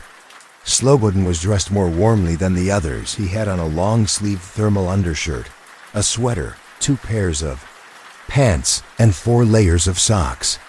On one foot, he wore a felt-lined boot. On the other, only a sock. His head was bare. In his right hand, he clutched a small pocket knife, closed tightly in his fist, as if he had been prepared to use it, but never did. The autopsy found something chilling. A fracture along his skull, about 7 inches long, caused by a heavy blow. But here's the thing, it wasn't the injury that killed him. The medical examiner believed he had survived the impact and kept moving until the cold claimed him. Each body seemed to tell a different part of the same story. Confusion, pain, fear, and flight. They were all trying to get back to the tent. All of them died scattered across the slope in various stages of freezing and injury. But what exactly drove them out into that deadly night without shoes, coats, or reason? That's the question. No one has ever truly answered. Rustam Slobodin's autopsy revealed something unsettling. The skull fracture he had suffered wasn't instantly fatal. In fact, evidence showed he had kept moving, stumbling through the snow, injured, for nearly an hour after sustaining it. Like Dyatlov, Kolmogorova, Doroshenko, and Krivonischenko, Slobodin ultimately died of hypothermia. Despite the chaos that led to their deaths, the first 5 bodies showed no fatal external injuries. They were killed by the cold. Slobodin's wristwatch was shattered when they found him. It had stopped at 8:45. But 8:45 when? Morning? Evening? Another day entirely? No one could say. It felt symbolic, like time itself had frozen with them. Now imagine being Yuri Yudin, only one who had turned back before the expedition reached its final camp. Called in to identify the bodies of his friends, one by one. That grief is impossible to measure. The first 5 were airlifted to a morgue in Ivdel for autopsy and identification. Yudin, heartbroken, confirmed who they were, but 4 of the hikers were still missing. Weeks passed, no sign of them. The snow began to melt as spring arrived. It wasn't until May, nearly 3 months after the incident, that the mountain finally revealed the rest. On May 4th, a Mansi tribesman named Kurin was helping the search with his dog when the animal caught a scent near a rocky ravine, deeper into the woods beyond the cedar tree. About 75 meters past the cedar and 1.5 kilometers from the tent, searchers found scraps of clothing snagged on a branch. When they dug into the snow, they uncovered something chilling. 4 bodies, buried under nearly 4 meters of packed snow, were Lyudmila Luda Dubinina, Semyon Zolotaryov, Nikolai Thibault-Brignol, and Alexander Kolevatov. All 4 were found clustered at the bottom of a narrow ravine, deep within the forest. Unlike the others, 3 of these hikers were better dressed. It appeared they had scavenged clothing from their fallen friends, perhaps after they'd died. Dubinina was wearing Krivonischenko's burned, torn brown trousers. One of her feet was wrapped in a piece of his wool sweater. Zolotaryov, the 38-year-old veteran of the group, was wearing Dubinina's faux fur coat and her hat. Kolevatov had layered on an extra sweater and pants that seemed to belong to someone else. It was a grim but logical act of survival in the brutal cold. Taking clothing from the dead was likely the only way the others stood a chance. That they did it shows they were still thinking clearly, still trying to survive, even when everything around them was falling apart. But the condition of these 4 bodies raised even darker questions. Unlike the earlier victims, 3 of the 4 had suffered fatal internal injuries that were nothing short of horrific. Thibault-Brignol's skull had been shattered. The fracture was enormous, about 8 inches long. It was as if something had crushed the side of his head with unbelievable force. Dubinina and Zolotaryov had both sustained devastating chest injuries. Dubinina had 10 broken ribs, 5 on each side. Zolotaryov had 5 ribs crushed on one side. The forensic expert who examined them said the force needed to cause that kind of damage would be similar to what you'd see in a high-speed car crash. Something massive and violent had hit them or crushed them. Even stranger, none of them had corresponding bruises or wounds on their skin. No cuts, no marks. It was like their bones had been broken from the inside, or by a pressure that didn't leave external traces. One doctor said it looked like they'd been hit by a shockwave or squeezed by a colossal, unseen force. Kolevatov's injuries weren't as clear-cut. He had a broken nose, an open wound behind his ear, and his neck appeared twisted or deformed. But nothing as catastrophic as the others. The prevailing theory is that he died of hypothermia, possibly after sustaining trauma. And then there were the details that truly pushed the case into something nightmarish. The kind of details that would keep investigators and the world awake. At night, all 4 of the bodies found in the ravine showed something disturbingly different from the others. Damage to the soft tissue of the face and head that couldn't be easily explained. Ludmila Dubinina, just 20 years old, was missing her tongue, her eyes, parts of her lips, and even a small section of skull. Semyon Zolotaryov had no eyes. Alexander Kolivatov's eyebrows were completely gone. It's the kind of detail that immediately sparks grotesque theories. Had they been attacked? Tortured? Was something out there, animal or otherwise, capable of tearing out tongues and eyes? But according to the forensic examiners at the time, the explanation was much more mundane, though no less grim. These four were found partially buried in a stream bed.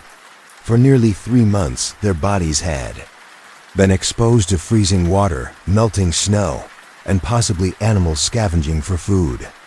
Over time, water and wildlife had likely caused their facial tissues to erode or be eaten away. In Ludmila's case, her autopsy revealed something chilling.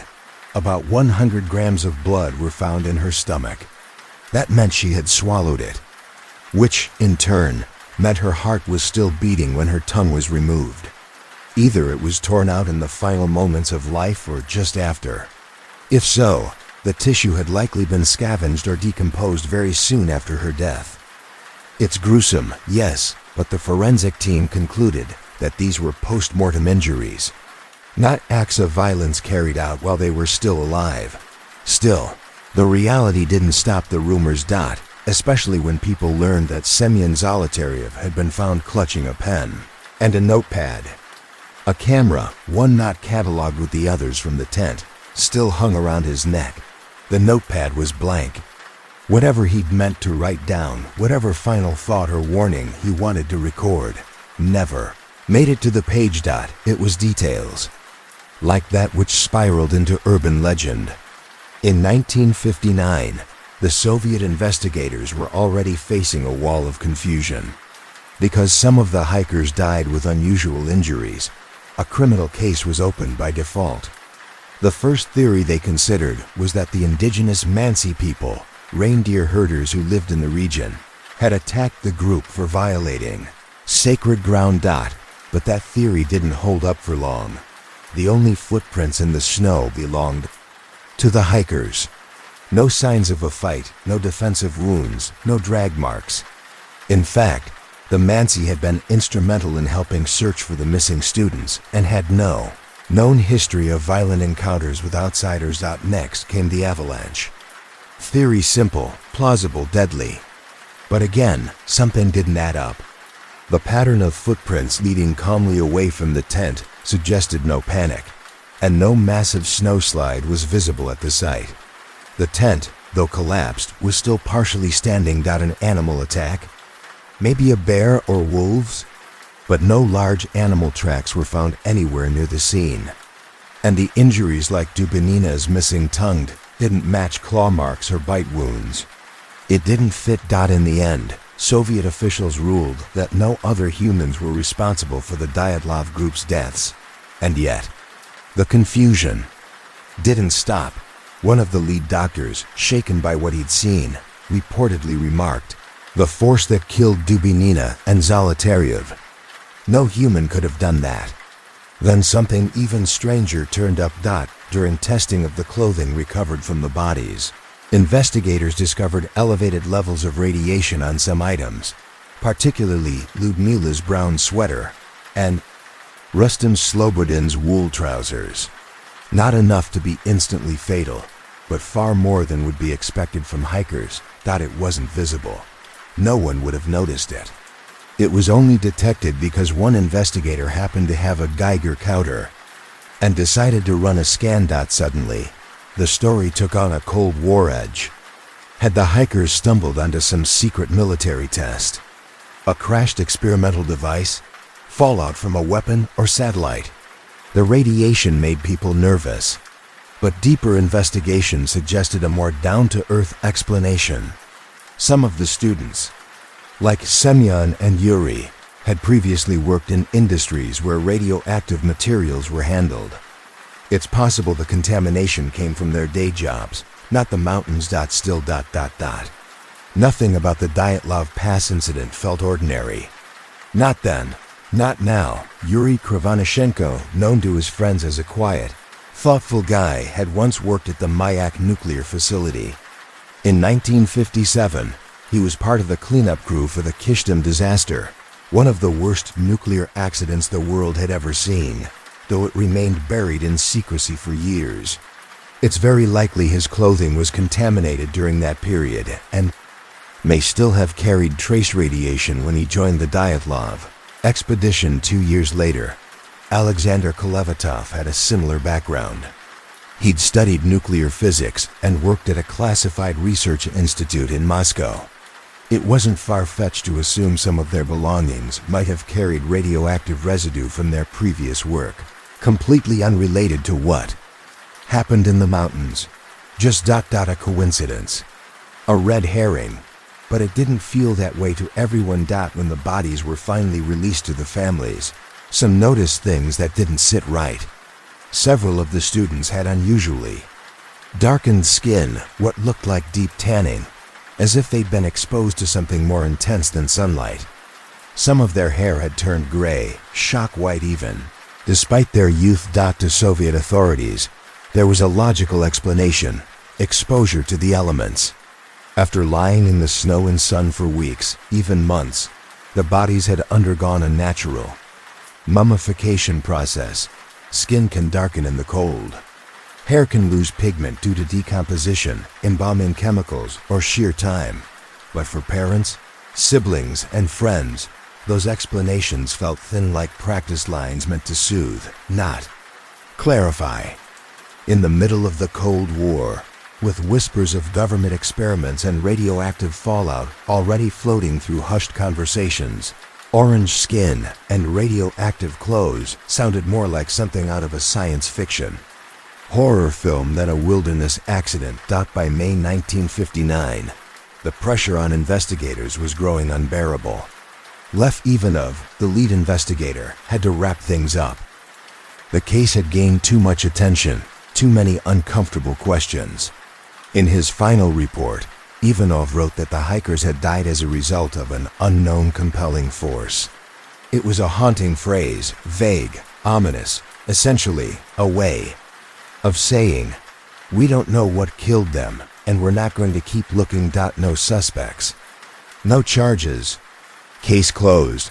The documents were stamped secret and sealed in Soviet archives. Access to the Dyatlov Pass region was restricted for the next 3 years. Officially, it was to protect future hikers from tragedy. Unofficially, many believe it was done to keep curious eyes away from whatever had really happened. That phrase, compelling natural force, only fueled the mystery. What kind of force?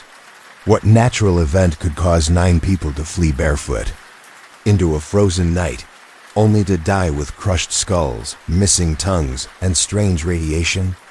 Families were left with more questions than answers, and no real means to ask them.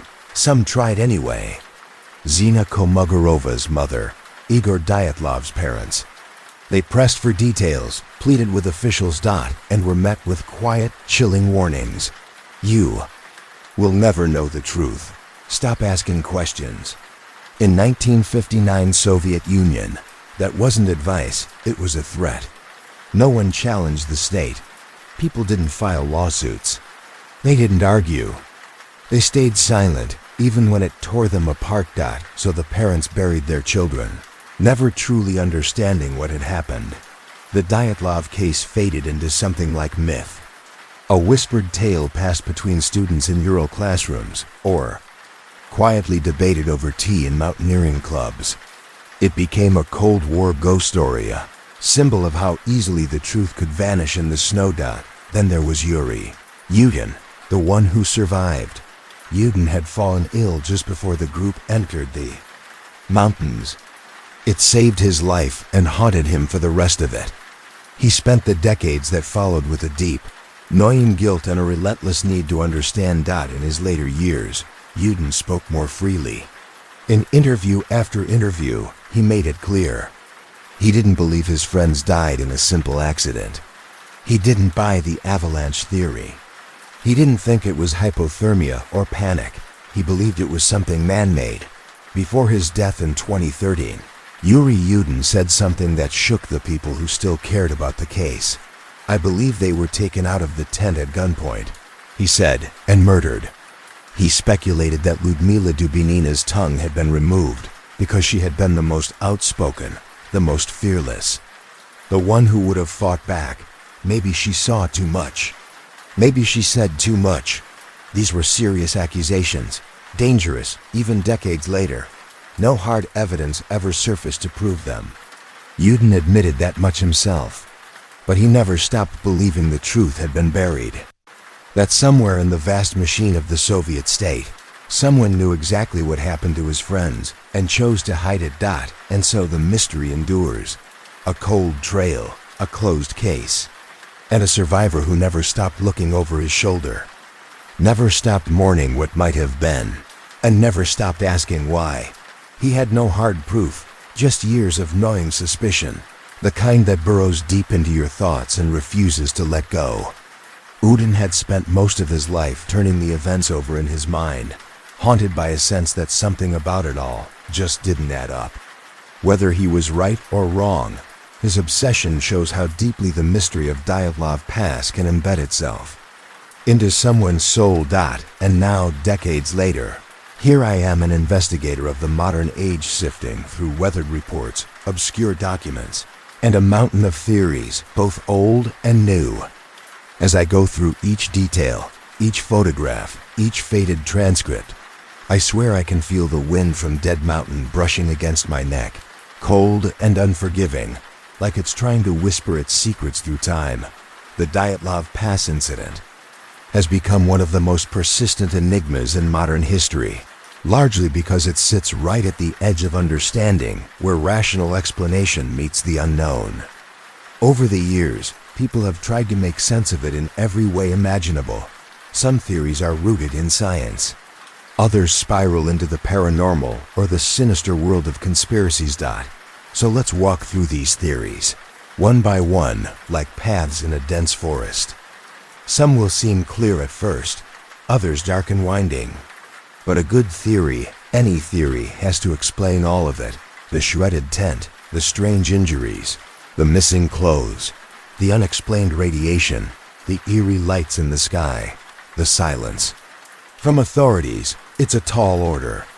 Still, let's begin. The first path is the one the Russian authorities finally chose. An avalanche. At face value, it's the most logical explanation. Imagine it. The hikers are asleep inside their tent, pitched on a snowy slope. Suddenly, a slab of compact snow, loosened by wind or perhaps vibrations from within the tent, breaks free and slams down.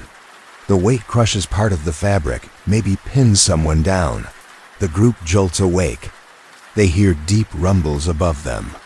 Snow shifting, cracking, that low, terrible sound that means something massive is coming. Panic. They don't take time to unzip the entrance. It's possibly blocked or under snow. They grab a knife, cut through the side of the tent, and scramble into the freezing night, wearing only what they had on when they went to bed: light clothing, socks, no shoes. No time to think. Just move.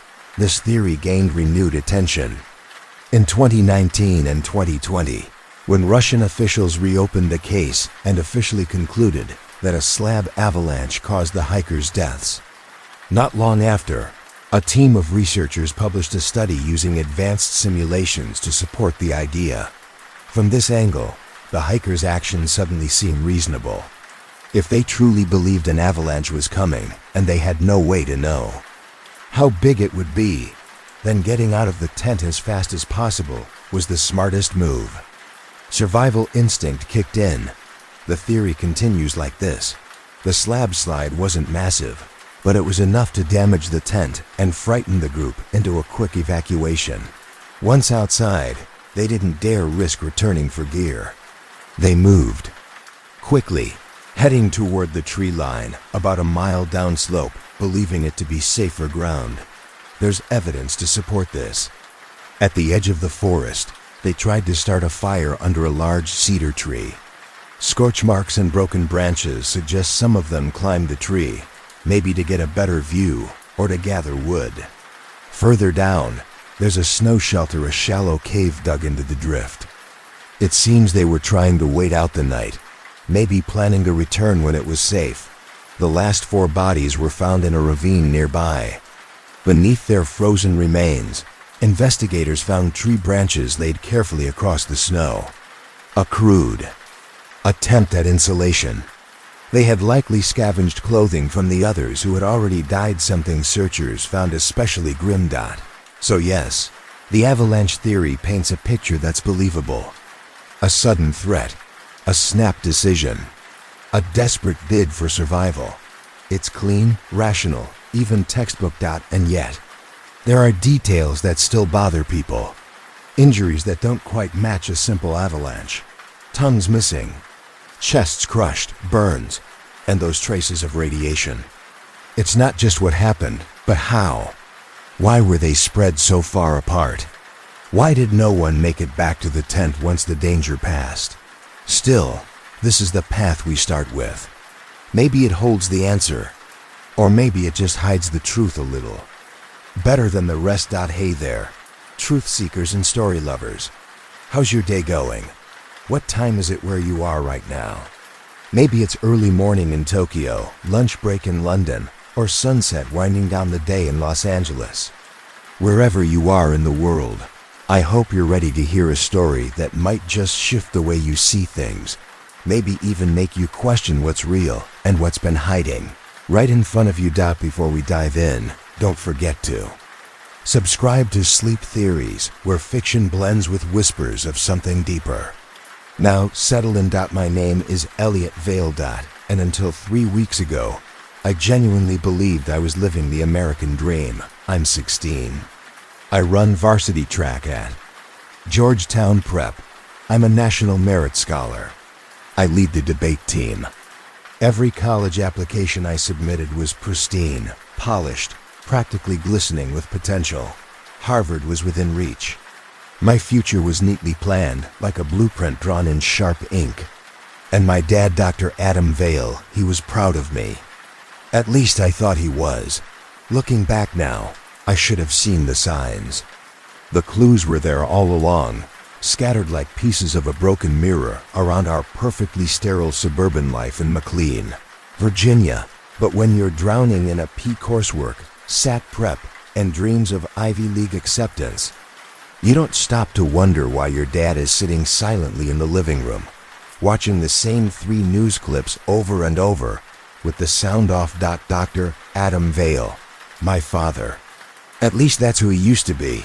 He said he worked in military, biomed research. I never knew the details. His clearance level was so high, he wasn't even allowed to tell me which building he worked in. His security badge stayed locked in a titanium case by the front door. Every morning, 3 different alarms went off at staggered intervals, just to make sure he never forgot to bring it. The man who raised me was precise, brilliant, obsessively methodical. But lately he'd become distant, withdrawn, cold. Just work stress, Elliot, he'd say whenever I asked what was going on. Why he looked so drained all the time. Why he didn't even react when I showed him the certificate from the national math competition I'd won.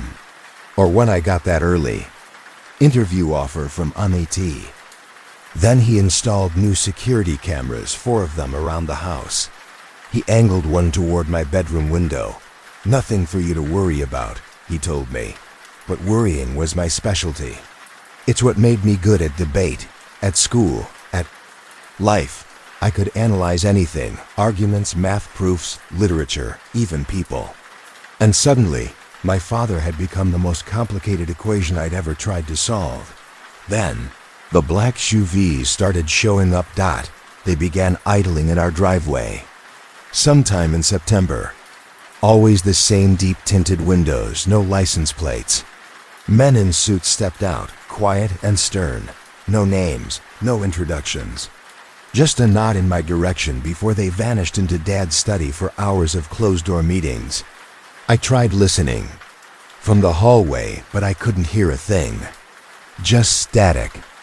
Like someone had installed a white noise generator to keep out eavesdroppers. And then the phone calls began, always late. Always answered on the first ring. I'd lie awake in bed and hear his voice through the floorboards, tight, measured, almost mechanical. I'm seeing instability in iteration 5. Subject 27 showed early resistance. Behavioral drift progressing faster than expected. Medical research, maybe. That's what I assumed. But it never sounded like the kind of work he used to describe. This was colder, more clinical, and strangely urgent. The breaking point came on a Tuesday in October. I was in the living room, working on my MIT application essay. My dad came home early, something he never did. He didn't say a word to me, just walked straight to the TV and pulled up a video from earlier that day. A famous pop singer, young, popular, was on a late-night talk show. Midway through a song when she stopped abruptly. Her face went slack. Then she started repeating over and over, "This isn't right, this isn't right, this isn't right." Security rushed in and let her off stage. My father didn't blink. He watched that video 17 times. I counted. No sound, just her wide eyes and those same words echoing silently from the screen. He used to smile when I brought home perfect test scores, when I stood on stage holding a first-place trophy. Now, he just stared at the TV like it was broadcasting something only he could understand. And I started to wonder, had something changed in him, or was something done to him? That was 3 weeks ago, and nothing's been the same since. He used to ruffle my hair and call me his little genius. That was his thing. He'd grin, muss up my hair, and tell me I was going to change the world someday. But lately, he hadn't even looked at me, not really. Just sat in his study, hunched in the dark, staring at that screen, watching the same footage over and over, someone's mental breakdown, looping endlessly like some kind of twisted lullaby. That glow from the monitor lit up his face in a way that made him look hollow. I couldn't remember the last time he'd smiled at me. He was still my father, I guess. Same clothes, same walk, same deep voice on the rare occasion he spoke. But something fundamental had shifted, like the man I'd known had quietly been swapped out with a cold, distracted copy. And I needed to know why. That night, once he finally went to bed, well past midnight, I sat alone in the garage and made a decision that would rip apart everything I thought I understood about him.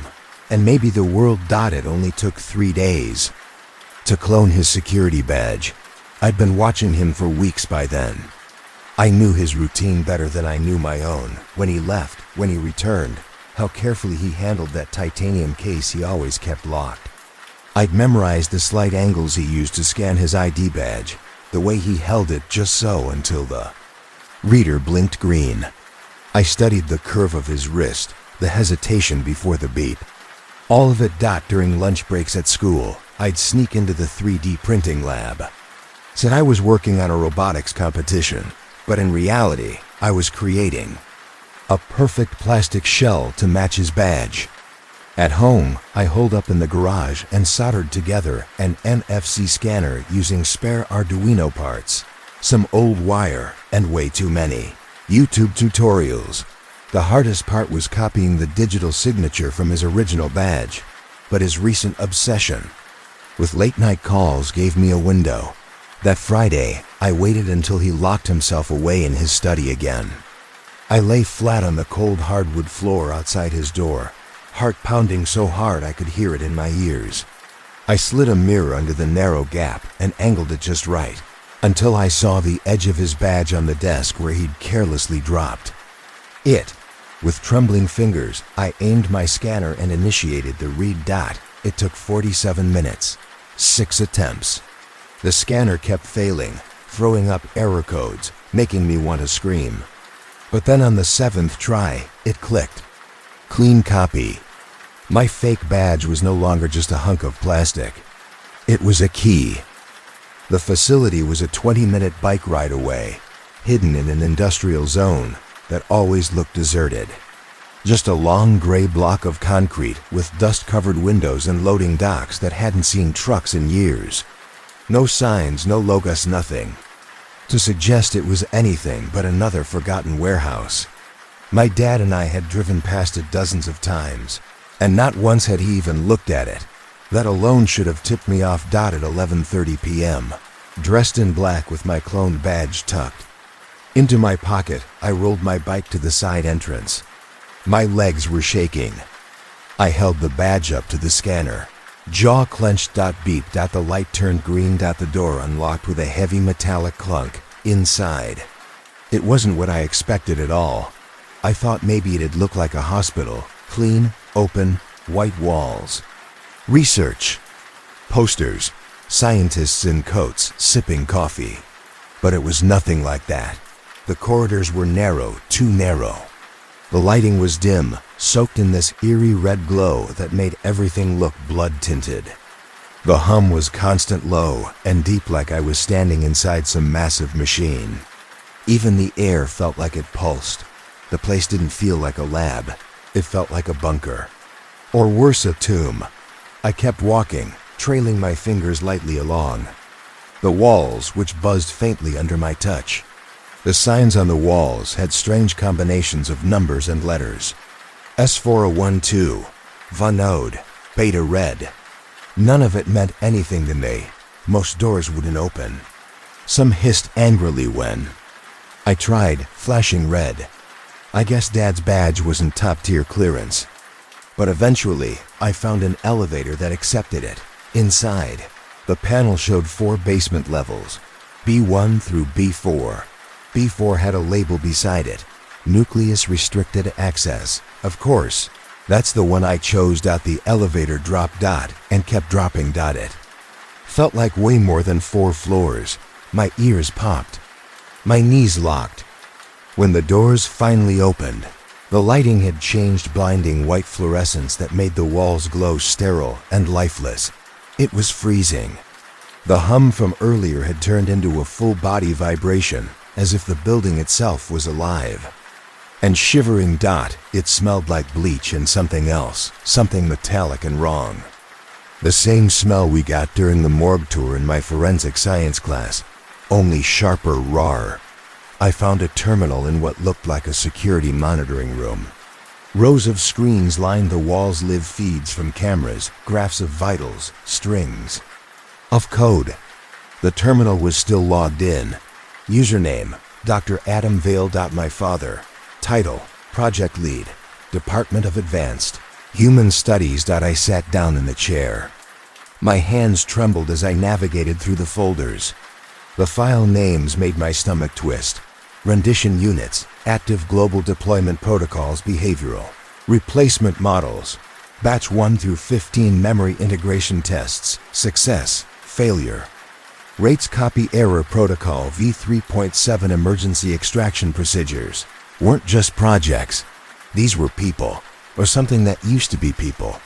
And my father, my real father, or whoever he was now, was running it. The file names alone made my stomach turn to ice. Each one followed a pattern that looked like a digital kill list or something out of a nightmare. Kanye _ active Biden _ 3 _ compromised Kardab _ 2 _ replaced Bezos _ 7 _ pending. Swift _ terminated. I sat there, staring at them. My brain refused to believe what my eyes were reading. But when I opened the files, any hope of misunderstanding evaporated.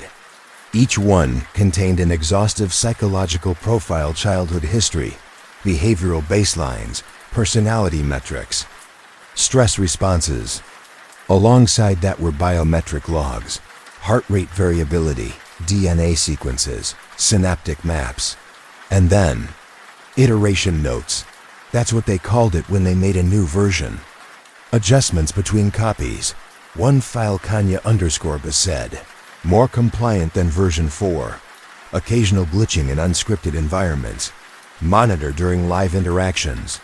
Biden _ 3 was worse. Memory cascade failure. Schedule for termination. Political inconsistency threshold exceeded. It wasn't just research. It was replacement. They were replacing people. I scrolled down.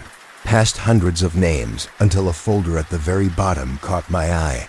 Vale _ Adam _ original _ archived. My throat tightened. My fingers hovered over the trackpad. I didn't want to click it. I knew what it meant. But I had to. Inside, MRI scans, personality matrices, memory integration charts, journal entries, and a video file labeled Final Recording before _ Replashmenti. Couldn't bring myself to open it. Not yet. Not until I was sure, until I saw what was in Chamber 4. Chamber 4 required 2 separate security checkpoints. My cloned badge barely worked. I had to scan it twice at one door and hold my breath as the second door groaned open with a mechanical hiss. My palms were slick with sweat. My heart was slamming in my chest so violently, I was afraid some sensor would pick it up. But the facility was running on skeleton night staffing, and everything else seemed automated. Indifferent to my panic. The moment I stepped inside, the size of the room hit me. It was massive, far bigger than anything suggested by the tight, claustrophobic hallways above. The ceiling disappeared into shadows, and the air was cold and sterile, humming with life support systems. Along the walls, in symmetrical rows stretching into the dark, stood dozens, maybe hundreds of cylindrical tanks. Each one was about the size of a phone booth. Inside each tank floated a human figure, naked and perfectly still, suspended in a thick, clear fluid. They weren't mannequins. They were real. Each body had breathing masks fitted over their faces, tubing running into their arms and down their throats, and all of them were familiar. The first tank I approached contained a woman who looked exactly like the pop star who'd been all over the news the week before breaking down on stage, screaming things that didn't make sense. The label on the tank read, Unit 4, on reserve. Moved to the next one, Unit 1 active. Currently Dipilo Y. Edit was the same woman. Same face, same build. Cloned, deployed, replaced. The third tank was different. Unit 3, compromised. Tiramayan 80 ED. It was empty. Just leftover fluid and floating traces of tissue, like someone had poured a person out of it. I kept walking, heart hammering, mouth dry. I knew these faces: actors, influencers, politicians. Smiling faces from morning shows, viral TikToks, campaign ads. People who had mysteriously recovered from breakdowns, who returned with new opinions, new personalities, new scripts. Every few tanks had status labels: active, on reserve, terminated, replacement, prep, and PROGS. The tanks beeped softly, each with its own interface, displaying brainwaves, vital signs, memory integration bars creeping across small screens like file transfers. Data was being written into them, into their minds. It was science fiction made real, terrifying, inhuman, surgical. No emotion, just efficiency. But then I saw the final tank at the end of the row. I stopped cold. I couldn't breathe. Floating inside the viscous fluid, still and unconscious, was a man I'd known my whole life. The real man. My father. Dr. Autumn Violi. His hair drifted gently in the liquid. A breathing apparatus clung to his mouth and nose. Feeding tubes were embedded in his veins. He looked peaceful. Too peaceful. The label on the tank read, Original, Archived, Do Not Tirime 8, and below it, in smaller text, Vale _ Fairwan currently active. Home assignment, Vale _ FA _ 2, on reserve. Dropped to my knees. He wasn't dead. He wasn't missing. He'd been stored, filed away like a backup hard drive. And the man I'd been eating dinner with, watching TV with, hearing on the phone late at night, wasn't him. It was a copy. An iteration. A replacement with his voice, his mannerisms, his eyes, but not his soul. And somewhere nearby, already prepared, was a second version. A failsafe in case the current one broke. I looked up at the tank. At the man who had taught me how to ride a bike, who stayed up helping me build science projects, who hugged me the night Mom died. That was my father, Dot, and now I knew what had taken him away from me. Something unspeakably vast, and cold, and systematic. Dot, and now. I wasn't just a curious kid with a fake badge anymore. I was a liability. I pressed my hand against the glass of my father's tank, and for a split second, I swear I saw his eyes flicker, just the faintest flutter, like some buried part of him, hidden deep inside the drug-induced coma, could sense I was there. It hit me like a punch to the chest. Was he aware? Did he know I was standing there, staring in disbelief? Then the alarm exploded. A shrieking, pulsing klaxon roared to life from every direction, rattling through my skull. Red lights flared on, bathing the lab in an urgent, terrifying glow. The entire room shifted, machines humming to life, tanks bubbling as their systems whirred into diagnostic mode. Through the noise, I heard the unmistakable sound of security, doors slamming shut. One after another, like some unseen monster was slowly swallowing the building whole.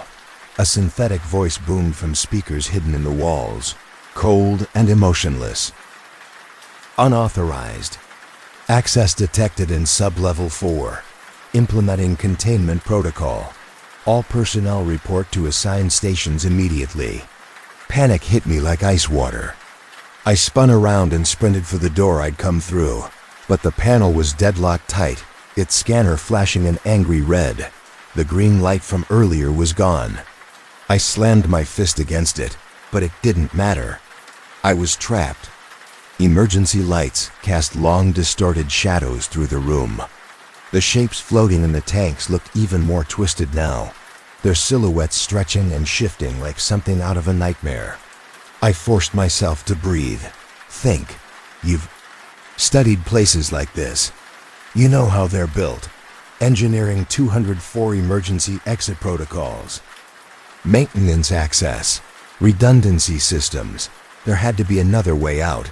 I scanned the walls and spotted a service panel near the monitoring station. I dropped to my knees, yanked the multi-tool from my backpack, and started unscrewing the cover. As fast as I could. My hands were shaking. Every turn of the screw felt like it took hours. Finally, the panel dropped loose with a metallic clatter, revealing a dark, narrow shaft. The ventilation system, big enough for maintenance workers, tight, but passable. The lockdown wouldn't affect it. I shoved the panel aside and quickly turned back to the monitoring terminal. Files, data, proof. I couldn't leave empty-handed. I grabbed as many printed documents as I could, stuffing them into my backpack until it bulged. Then I climbed into the vent. It was like crawling through an oven. The metal was hot, the air was thick, and every movement scraped my skin. Sharp edges dug into my arms and legs. I had to move slowly, deliberately. My backpack snagged twice on jagged bolts, and I nearly screamed when I thought it might rip open. Below me, I heard the thud of boots and the crackle of radios. They're still on sub 4. Sweep and contain. No sign of breach point yet. They didn't know where I was. Not yet. I pushed forward, inch by inch, my breath echoing in the narrow tunnel. Sweat poured down my face and my muscles burned. Every creak of the metal felt like a gunshot. But I kept going, dragging myself forward like my life depended on it. Because it did that, it took nearly an hour. But finally, I spotted it. A rusted vent cover with just enough light seeping through to show me the outside world. I kicked it out with a grunt and dropped down into a cold, damp alley. I collapsed onto the concrete, completely drained, arms shaking, knees scraped raw, lungs aching. The world outside felt impossibly quiet compared to the chaos I'd escaped.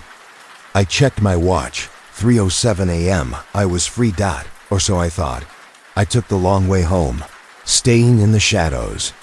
But when I reached my street, my stomach turned to stone. 4 black SUVs were parked outside my house. They looked like they belonged to a visiting senator or a funeral procession, polished, silent and menacing. Men in dark suits stood near. Each vehicle, their faces hard and unreadable. I saw the faint blue glow of tablets and phones lighting up their hands, They weren't trying to hide. They wanted to be seen. I ducked behind my neighbor's fence and crouched low. My heart was pounding so loud I was sure they'd hear it. Then I saw him. One of the men walked up to our front door, pulled a key from his pocket, and let himself in. He didn't knock. A moment later, someone stepped into the doorway, lit clearly by the porch light. My father. At least. It looked like him. Same build, same face, same tired eyes that used to smile at me from across the breakfast table. But now I knew better. That wasn't my dad. That was Veil 1, the synthetic replacement, a programmable copy, an obedient puppet. I watched, barely breathing, as they spoke on the porch. The suited man handed him something, looked like a tablet or maybe a phone, and returned to the SUV. The vehicles pulled away silently, one by one, like predators slipping back into the dark. Veil 1 stood there for a long time. Then he turned his head and looked straight at me. From across the street, through the dark, behind the fence. I know he saw me. His gaze locked right on the spot where I crouched. Like he knew. Like he always knew. And he didn't blink. I could see his face clearly in the porch light. And there wasn't a flicker of emotion. Not worry, not fear, not confusion. Just nothing. That expressionless mask didn't belong to my father. It belonged to something waiting for commands. He wasn't concerned about where I was. He wasn't even pretending to look. He was just standing there, calm and still, like an idle machine between instructions. And that's when it hit me like ice in my gut. They'd known. I was in the facility before the alarm ever went off. The breach alert, the lockdown, the security. Sweep. It wasn't a glitch or a late response to me tripping some sensor. They had been tracking me the whole time. The moment I used the clone badge. No. Maybe even the second I copied it. This wasn't a random chance. This was part of something bigger, something planned. And I was behind, scrambling just to stay one step ahead of whatever came next. I couldn't go home. That place wasn't safe anymore, not with him there. I couldn't call the police either. What would I even say? Hi, yeah, my dad's a clone, and there's a secret lab growing celebrity copies in underground tanks. They'd probably send someone with a stretcher and a sedative. I had only one name in my head. One person who might. Not slam a door in my face or call the cops. Mrs. Chun, my AP bio teacher. She used to work for defense contractors, some hush-hush bioengineering firm, back before she got fed up and decided to teach. She never shied away from weird questions. If a student wanted to talk about conspiracy theories, or government overreach, or the ethics of cloning, she'd go there. And more than that, she always took me seriously. Even when my questions got too deep, too fast. For most adults. By the time I reached her house, the sun was just starting to rise. I was a wreck, clothes torn, hands scratched, face dirty with soot and blood. I must have looked like I'd been crawling through a nightmare, which technically I had. I knocked once. The door opened a few seconds later, and Mrs. Chun appeared in a bathrobe, a steaming mug of coffee in one hand. Her eyes widened the moment she saw me. Elliot? What on earth? What happened to you? Should I call your... No. I snapped louder than I meant to. Please. Mrs. Chun. Just don't call anyone. Not yet. I need you to see something. First, then you can do whatever you want. Just ... please.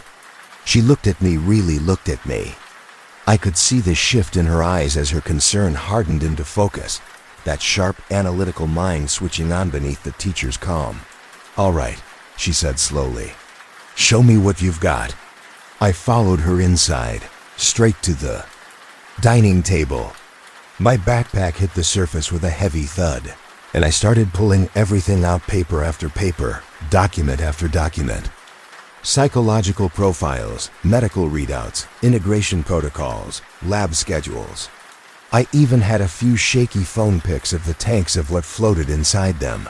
She didn't say a word at first, just leaned over the table and began sorting through the papers with both hands, her brow furrowing deeper with every page. I watched her move from curiosity to confusion to horror.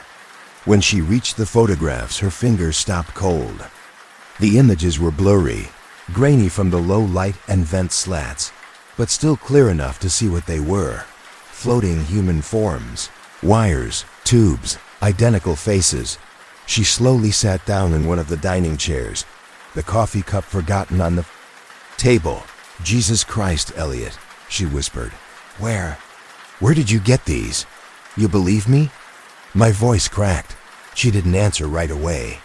She was flipping through the profiles again, reading lines like behavioral drift, acceptable within predictive models, and Subject 7 shows increased mimicry success in spontaneous interaction trials. "I've heard rumors," she said eventually, her voice low. "When I worked at Rathen, there were always whispers about black-budget projects, stuff that went way past ethical limits. Brain interface research, synthetic memory implants. But I always thought it was just that rumors." "What kind of rumors?" I asked. "Mind transfer experiments, consciousness duplication, early AI with biological integration. Programs they said got shut down in the 70s after the church committee hearings." She picked up one of the psychological reports, shaking her head. "But this kind of neural detail, this is decades ahead of what's supposed to be possible. Neural architecture mapped in real time, personality matrices layered over memory scaffolds, behavioral reinforcement protocols. Elliot, this shouldn't exist." We spent the next few hours going through everything. I was still running on, adrenaline and dread, but she helped me understand the files, what terms meant, what procedures were being referenced. Some documents described baseline calibration, emotional fidelity testing. Others listed names, some famous, some not. Mrs. Cheen started pulling out notebooks, cross-referencing terms with old files she'd kept from her Rathen days. She wasn't just humoring me, she was deep in it, tracing connections I didn't even know existed. "This isn't just cloning," she said at one point, voice sharp with fear. "It's replacement, behavioral override, integration. They're not just copying people, they're installing them." I didn't respond. I couldn't. I just sat there at her table, trying to keep my hands from shaking, staring at the papers like they might vanish if I blinked. Because if they didn't, if all this was real. Then my father was gone, and something else was living in his place. I hadn't realized it at first. The clones weren't just physical replicas.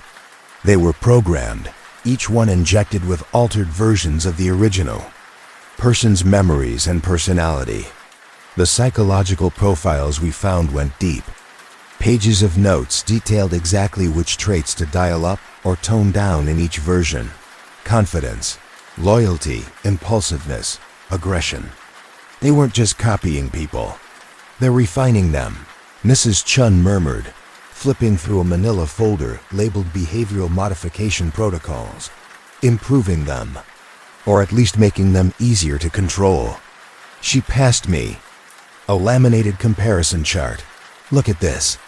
It showed 3 versions of the same man. The first, the original. "They're refining them," Mrs. Chun murmured, flipping through a manila folder labeled behavioral modification protocols. "Improving them, or at least making them easier to control." She passed me a laminated comparison chart. "Look at this." It showed 3 versions of the same man. The first, the original, had annotations like moderate substance abuse, deviation from assigned roles, and strong opinions. The second version had cleaner scans, substance, triggers suppressed, enhanced obedience response, lowered critical thinking. By the third iteration, the man had become almost sterile, reliable, consistent, and disturbingly blank. "They're not just replacing people," she said. "They're building puppets, replicas that look and behave almost like the originals, but without the inconvenient parts, without the humanity." I looked at her, the weight of it settling into my chest. "We have to expose this." She sighed, not meeting my eyes. With what proof, Elliot? These documents could be dismissed as forgeries. And the images, look at them. They're grainy, half redacted. No names, no fingerprints. Even if we had better evidence, who would we go to? If this operation is as widespread as it looks, the people we'd normally trust? They might already be part of it. Before I could reply, something on the TV caught our attention. The screen had been playing quietly in the background. A local news station Mrs. Chun always left on for noise. The anchor's voice cut in sharply, her tone serious. Shocking incident during a live broadcast last night. Both of us turned. The footage showed a young pop star, someone I knew I'd seen earlier that day, suspended in one of the facility's glass tanks, sitting on the couch of a late-night talk show, mid-interview. At first, she looked fine. Nervous, maybe. Then something inside her snapped. I'm not supposed to remember this. She said, then again, louder, I'm not supposed to remember. She started repeating it over and over, her eyes wide with terror. I'm not me. I'm not me. I'm not me. Security stormed the stage, grabbed her by both arms, and dragged her off as she kicked and screamed. The show cut to commercial. By morning, the headlines were sanitized. Pop star suffers medical episode, seeking treatment in private facility. Mrs. Chun was already flipping through one of the files again. Her finger paused on a line, memory cascade failure. She read aloud, it's listed here, a known complication. Sometimes ... the original memories bleed through. That's when the dread truly hit me. This wasn't just about replacing public figures. The system they'd built was already breaking down. Cracks forming, glitches spilling into the world for anyone to see. And if they were willing to erase and rebuild celebrities, politicians, what would they do to someone like me? A 16-year-old who'd stumbled into the truth. I got my answer that night. I was staying in Mrs. Chun's guest room, lying awake, staring at the ceiling, heart pounding like a metronome of panic. Every shadow in the room looked too sharp, every creak in the walls too deliberate. I couldn't think straight. My mind kept circling the same thought. We had to run. We had to hide. We had to tell someone. But who? Then I heard her, a sharp breath, half gasp, half whisper from the living room. I bolted out of bed. She was standing at the window, her face bloodless, eyes locked on something outside. Elliot, she said, barely audible. You need to see this. I stepped up beside her, and my blood ran cold. Across the street, under the orange wash of a flickering streetlight, stood me. Same build, same clothes, same face, but not me. This version stood perfectly still, no blinking, no shifting. Wait, just standing, and staring directly at the house, directly at us. His expression was flat, empty, and yet, somehow ... predatory. There was something in the stillness that screamed intent, like he was waiting for a green light, like he didn't even know why he was watching yet, but when the command came, he would act without hesitation. They didn't just replace my dad, I whispered. My voice shook. They made me, a version of me. Mrs. Chun nodded slowly, her mouth slightly open, as if afraid to speak. Her hands were trembling. How long do you think we have? I asked. She didn't answer. Neither of us could. Because whatever time we had left, it was running out fast. Mrs. Chun stood beside me in silence as I watched myself, my own face staring back from across the street. Something inside me cracked. All this time, I believed I understood who I was, who my family was, what my life meant, but that illusion had shattered.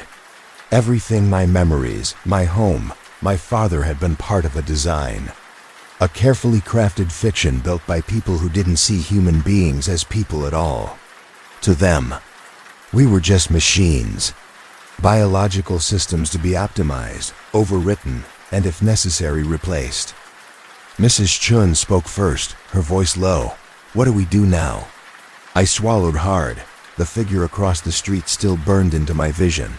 "Not long," I said. "We don't have long. Maybe 6 hours tops before they move." Sometime after midnight, the copy had vanished. One blink and it was gone. But I knew that didn't mean we were safe. It would be back. When the timing was right. When it was told that Mrs. Chun and I had spent the last few days buried in stolen documents and technical manuals, piecing together how the cloning process worked. The copies weren't just physical mimics. They were implanted with a tailored set of memories, edited, rewritten versions of the original's experiences and personality traits, enough to make them convincing. Dangerous. That meant my copy knew me. It knew how I thought, how I moved, how I planned. It would anticipate how I might run, where I'd go, who I'd trust. But it didn't know everything. It didn't know how suspicious I'd become of my father over the past few months. How I'd taught myself to mask my thoughts, to act casual, while hiding what I really believed. It didn't know how I'd memorized his routines, how I'd started noticing strange patterns, how his voice sounded more mechanical, how his answers grew more generic, how his hugs felt practiced. The real me had learned to keep secrets. And paranoia, for once, was a survival trait. "We need to go public," I said. "Now." Mrs. Chun nodded slowly. "I have a few contacts, people in academia. Activists, journalists, whistleblower networks. But Elliot, if this thing is really as big as it looks, we don't know who we can trust. They might already be part of it." That same feeling of dread washed over me again. A deep, suffocating pressure behind my eyes. I was already so tired, but we had one shot left. "The dark web," I said suddenly. "Distributed file sharing, encrypted, decentralized, no single point of failure. We can release everything without exposing ourselves." Mrs. Chun blinked. "Do you know how to do that?" "I can figure it out." It took me 3 hours. I set up secure accounts with anonymous routing protocols, end-to-end encryption, and layered VPN chains. No usernames, no traceable IPs, no breadcrumbs. I wrote custom scripts to fragment our files across multiple servers. I even rerouted through countries with poor extradition laws. If someone wanted to track us, they'd be chasing phantoms. Mrs. Chun organized the materials, over 24 classified documents, annotated psychological profiles, surveillance footage from the tanks. Together, we wrote a long-form breakdown of everything we knew: names, dates, inconsistencies in the public record. We didn't just tell a story, we built a case. Then we uploaded it. All of it. We hit 6 platforms at once: WikiLeaks, 2 investigative journalism sites, an academic truth commission, and a couple of high-credibility conspiracy forums known for vetting serious leaks. It wasn't elegant, but it was fast and it was out of our hands. And then we waited. The first ripple hit in under an hour. A few investigative journalists reached out through the encrypted chat portals I'd rigged, asking for verification, for metadata, for anything that could help them cross-reference what we'd posted. Some were cautious. Others sounded almost relieved, like we'd confirmed something they'd suspected for years. On the forums, users were already dissecting the documents. They pulled out lines, matched phrasing to other known leaks, found patterns in the file naming structures. Someone even posted a side-by-side timeline comparing Project Reflection with several unsolved celebrity disappearances over the past decade. By dawn, we were trending. Project Reflection was spreading across Twitter, Reddit, and TikTok. Thousands of people were reposting the files, arguing over the science, highlighting what looked like inconsistencies in public figures' behavior. Some were joking, others were terrified. A few major news outlets picked it up too, though cautiously. They treated it like a digital urban legend, an elaborate, well-executed hoax, possibly an alternate reality game.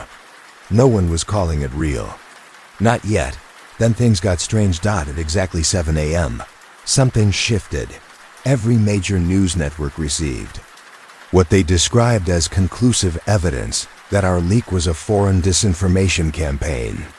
They ran synchronized stories across platforms in BC, CNN, Fox, even international outlets like BBC and Al Jazeera, all with the same narrative. The documents were fakes. Clever fakes designed by foreign actors to destabilize American democracy. Suddenly, the same cybersecurity experts who'd ignored the story hours earlier were on TV, praising the government's rapid response. They walked through fabricated timelines, proving the data had been generated using AI tools. Officials appeared on morning shows with calm, confident expressions, explaining how psychological warfare was a real threat and how vigilant they'd been in protecting the public. By noon, the script had been flipped entirely. The real story, the one we'd tried so hard to tell, was being buried, rewritten.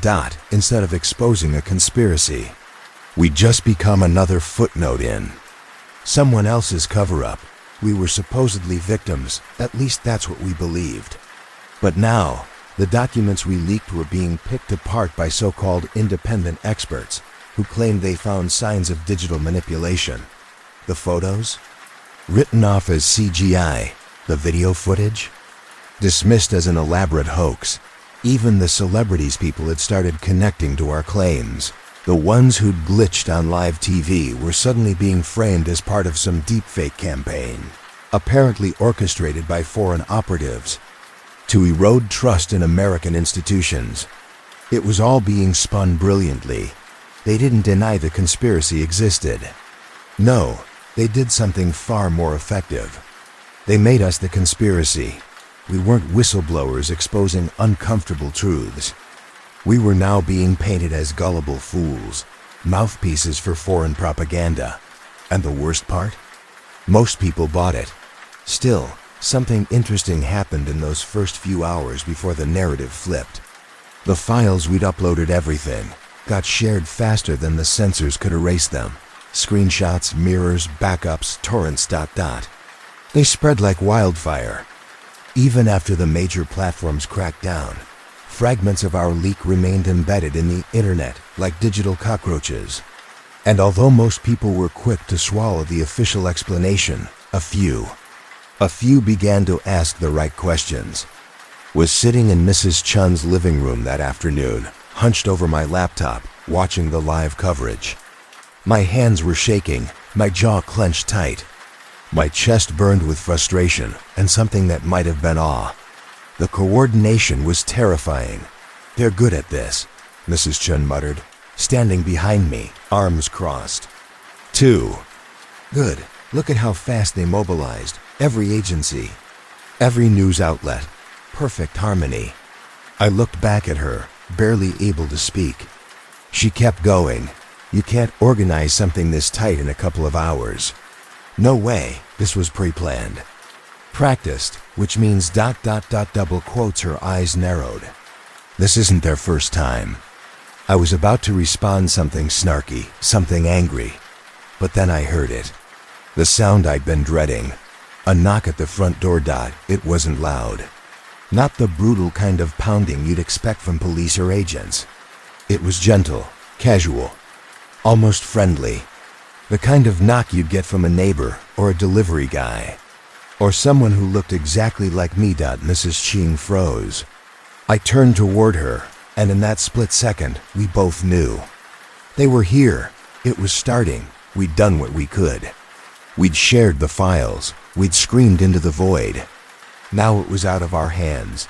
The knock came again, and this time, it was accompanied by a voice. "Mrs. Chun? I'm looking for my friend Elliot. I think he might be in trouble." It was my voice, not close, not similar, perfect. The kind of mimicry that sent chills down your spine because it made you question whether your memories were lying to you. But the tone was off just slightly, too steady, too clean, too rehearsed. Mrs. Chun whispered. "Back door. My car's in the garage. Keys are on the counter."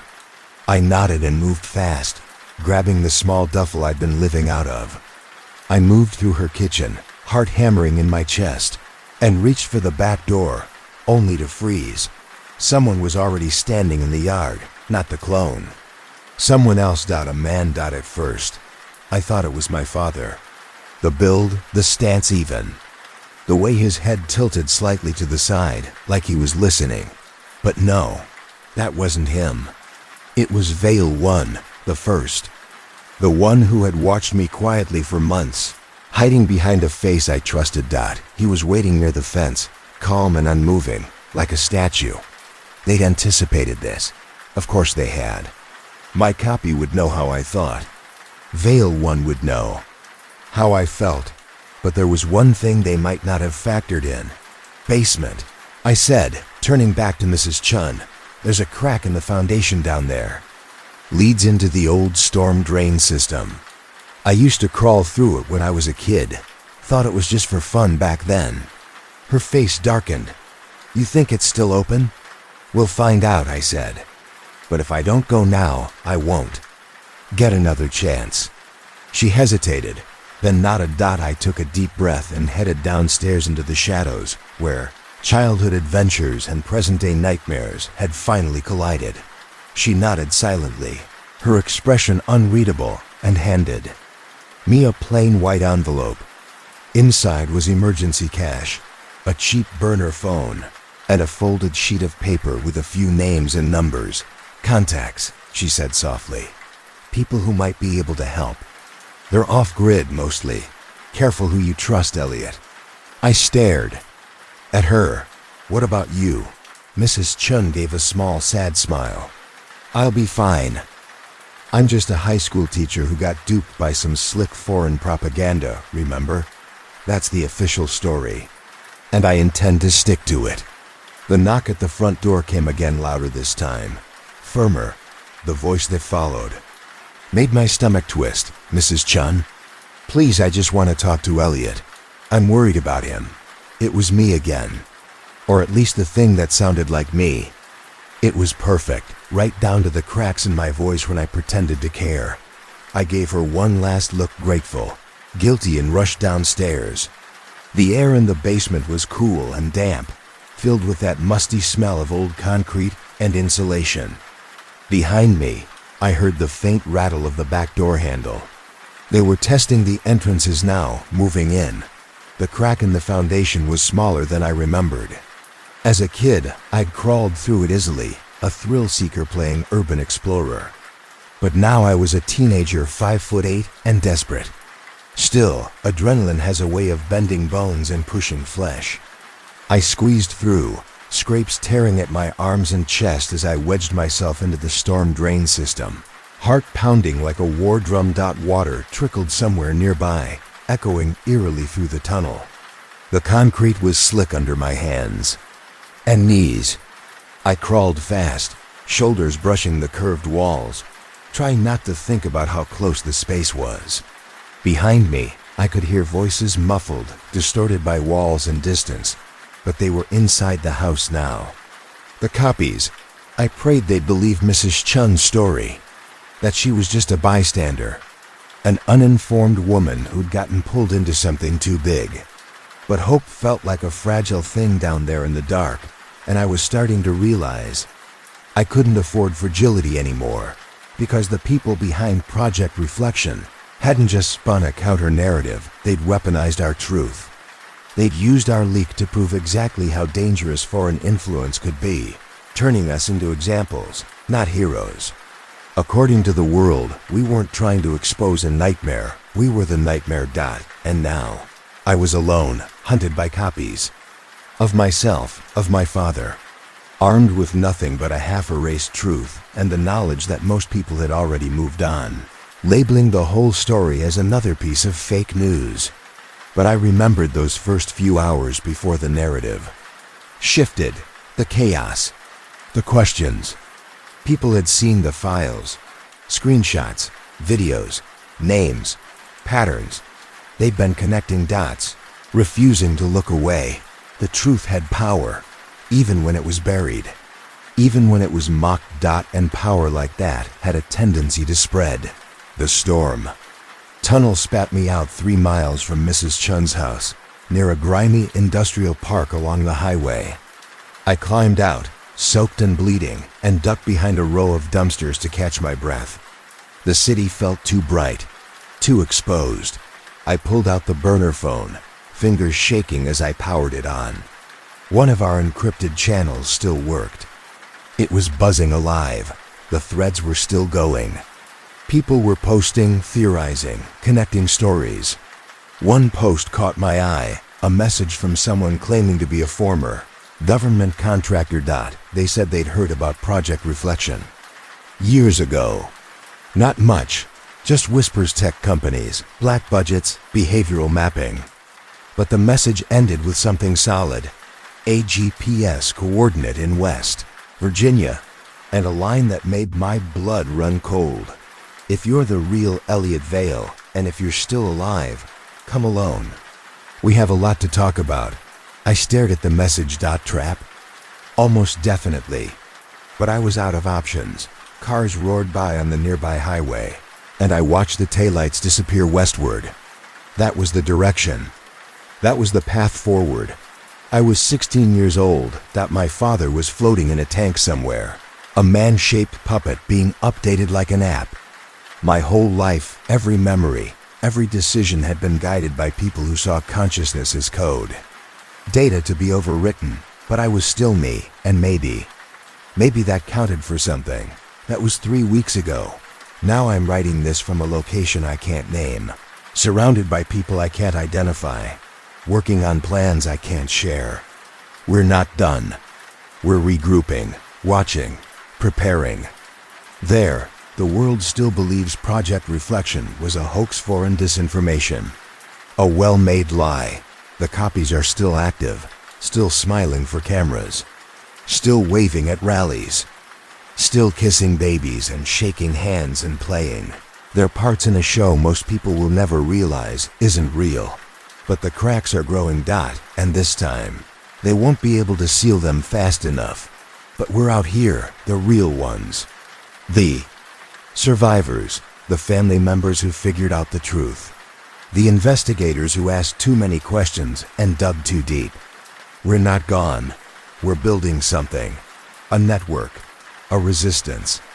A way to push back against the people who see human beings as nothing more than biological hardware to be reprogrammed.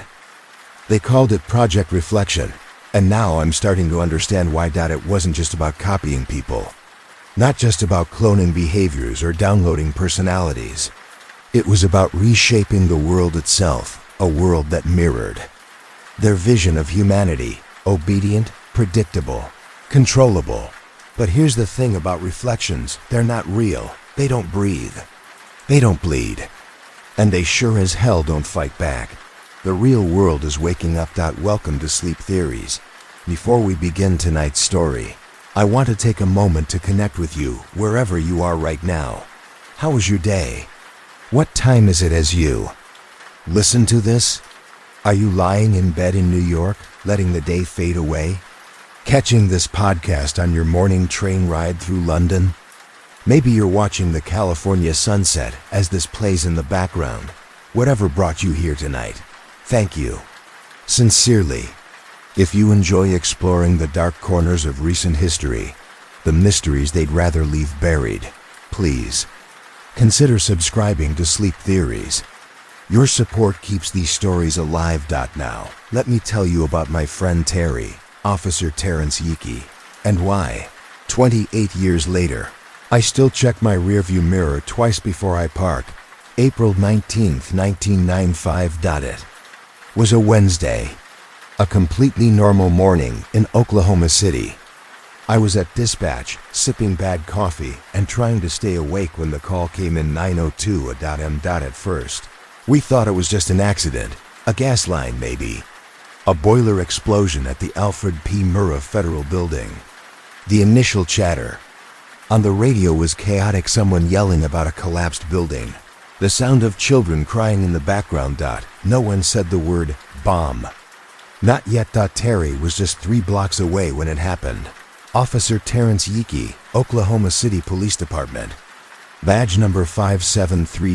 Terry was one of those rare cops who still believed the badge meant something. that it stood for justice, not politics. He believed we were supposed to be the good guys. He was the first one to run into the rubble, and maybe that's the moment his life really ended. Even if he didn't realize it yet, I didn't see Terry again until late that evening.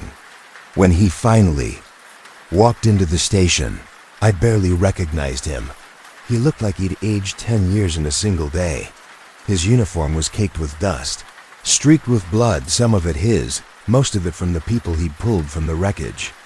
His hands were torn up, sliced by broken glass and twisted metal. But it was his eyes that scared me. Empty, distant, haunted. He dropped into the chair across from my desk with a heavy sigh. "How many?" I asked him. He stared down at his hands, fingers trembling slightly under the bandages. "4 confirmed," he said, voice barely above a whisper. "Maybe more. Hard to tell." It was chaos in there. The media was already calling him a hero by then. Officer Yiki, the brave first responder, the man who ran toward the smoke while others ran away. The next morning, he'd be on camera, delivering carefully rehearsed lines about duty and courage, and doing what anyone would have done. But that night, in the nearly empty station, Terry wasn't thinking about any of that. He was somewhere else. "Something's not right," he muttered, still staring at his hands. "What do you mean?" I asked. He looked around the room like he was afraid someone might be listening. "The feds. How fast they showed up. FBI, tactical force, guys I've never seen before. They were suiting up and barking orders before our own backup even got there. Like they were already here. Like they knew." I tried to offer a reasonable explanation. Maybe they were in the area, but the look he gave me shut that down quick. He didn't believe it. Not for a second, and neither did I. That was the moment Terry's faith in the system started to crack. He'd taken an oath to serve and protect, and he meant it. He really meant it. In the days after the bombing, as the official story started to come together, domestic terrorist Timothy McVeigh, lone wolf, a truck full of fertilizer parked outside the Murrah building. Terry began to ask questions. Not loud ones. Not at first. Just quiet, careful observations that made the wrong people shift uncomfortably. Terry had always been meticulous. That's what made him a good cop. But after the bombing, that meticulousness turned into something else. It became obsession. He started carrying around a little black notebook, writing down every detail he could remember from that morning. The position of vehicles, the timing of emergency crews arriving, faces of federal agents who somehow knew exactly where to go in a building that was still smoldering, half collapsed. "I'm going to figure this out," he told me one night, about a week after the bombing. His voice was steady, but his eyes never stopped moving, watching, calculating. Something happened in that building. Something they don't want us to know about. I hesitated, watching him nervously drum his fingers against the notebook. "Terry, maybe you should talk to someone. A counselor. I mean what you saw in there. This isn't PTSD," he snapped, cutting me off before I could finish. "This is about the truth." He wasn't just taking notes anymore. He rented a safety deposit box at a bank across town, someplace off the grid. He made copies of everything. His incident reports, photos he'd taken with his personal camera, witness statements that had mysteriously vanished from the official files. He started to believe someone was going through his locker at the station. He barely kept anything in there anymore. "They're watching me," he told his ex-wife Tanya.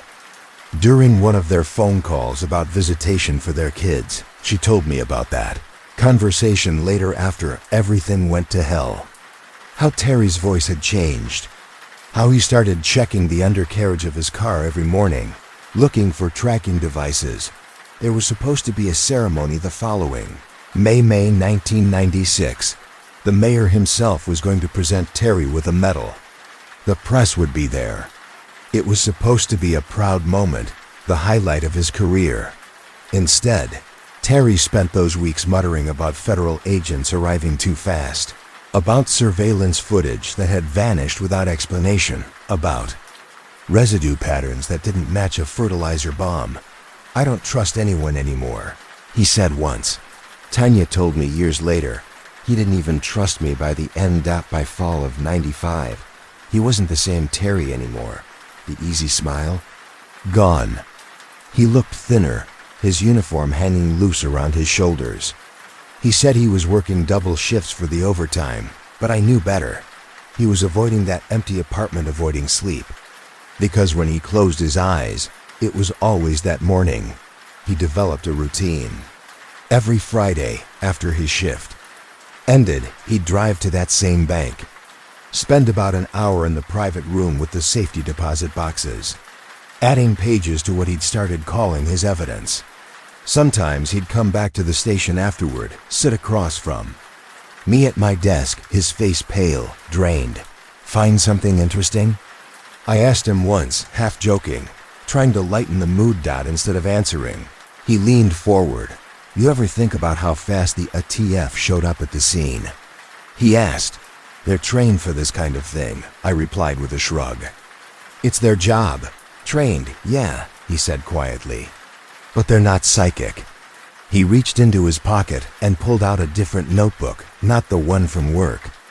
A small, battered journal with bent corners and pages stuffed with clippings and scribbles. Radio logs show the first ATF team on scene at 9:17 a.m.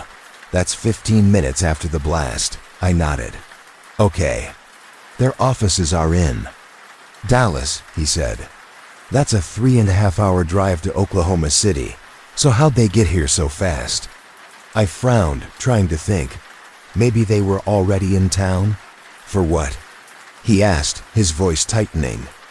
There was no scheduled ATF operation here that day. I checked, unless... He lowered his voice. "Unless there was something going on that they didn't want us to know about." That's when Terry started telling me about what he'd seen. Inside the building, not the rescues that made the news, not the heroics, the other stuff, the things that didn't make sense.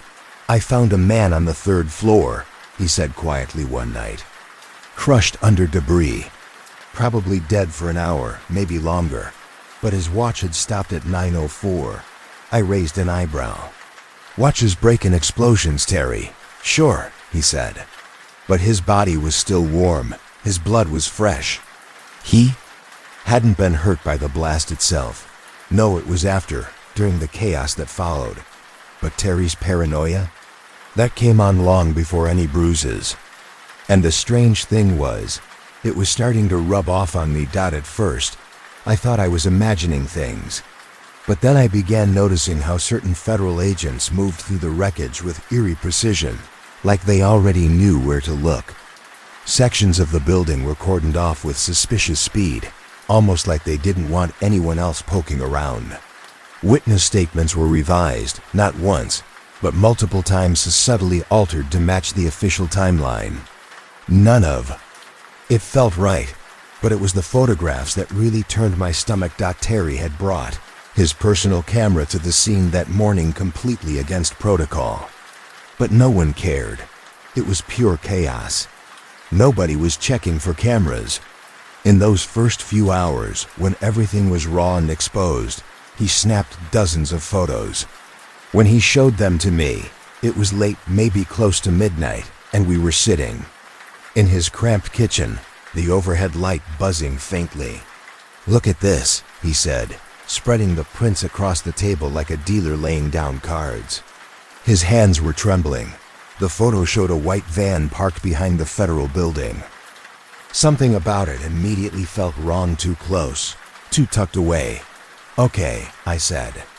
"So, now look at this one," Terry replied, pushing the next photo forward, taken half an hour later. The van was gone. I leaned in. "Could've been moved by emergency crews." "Could've," he said, voice low. "But look at the license plate." It was blurry, but part of it was legible. "You run it?" I asked. He nodded. "Came back classified. Government vehicle." Terry had dozens more vehicles that appeared in one photo, then vanished in the next. Men in federal jackets who were already directing operations, before any official command structure was set. Certain parts of the building, specifically near the foundation and one stairwell, were sealed off almost immediately, long before forensic teams had arrived. They knew, Terry said, barely above a whisper. Somehow they knew this was going to happen. A week later, Terry's apartment was broken into. Odd thing was, nothing valuable was taken. His TV, stereo, even the cash in a drawer were untouched. But his home office, ransacked. Drawers left open, files shuffled, hard drive accessed. It wasn't a robbery, it was a search, professional job, Terry told me. He looked more tired than I'd ever seen him. Whoever did this, they knew exactly what to look for. That's when he changed. He stopped taking the same route to work, started using payphones instead of his landline. He made copies of everything, then copies of those copies, hid them in storage units, safety deposit boxes, gave them to friends in sealed envelopes with instructions not to open unless something happened to him. I'm not crazy, he told me once, eyes red, voice cracking. Somebody doesn't want me asking these questions. Even his ex-wife, Tonia, started getting weird calls. Sometimes just silence, other times a voice asking where Terry was. She started limiting their son's visits. She was scared. He told me he had evidence, she told investigators later, that would blow the case wide open. Said he was going to take it to someone in the DOJ he trusted. By Christmas of '95, Terry wasn't sleeping much. He talked about federal agents already inside the building before the explosion, not arriving after already inside. I saw 3 guys in TF jackets, he told me one night, pacing his living room, 2nd floor, 10 minutes after the blast. They were taking pictures of something. He paused. But here's the thing, he said. The stairwell they came down from, it was blocked by debris had been since the explosion. There's no way they could have gotten up there, I stared at him. Maybe they were already upstairs when it happened. Exactly, he whispered. There's another way into that building. Has to be. And they knew about it. January 1996. That's when I noticed it myself. My phone started clicking during calls. Sometimes there was a delay, like someone else was listening before the connection fully opened. At first I told myself I was imagining it, feeding off Terry's paranoia. But deep down, I wasn't so sure anymore. The breaking point came when I filed a routine request to access police security footage from the week of the bombing. I was working an unrelated case, just needed to pull some tape from the precincts. Archive, but the footage?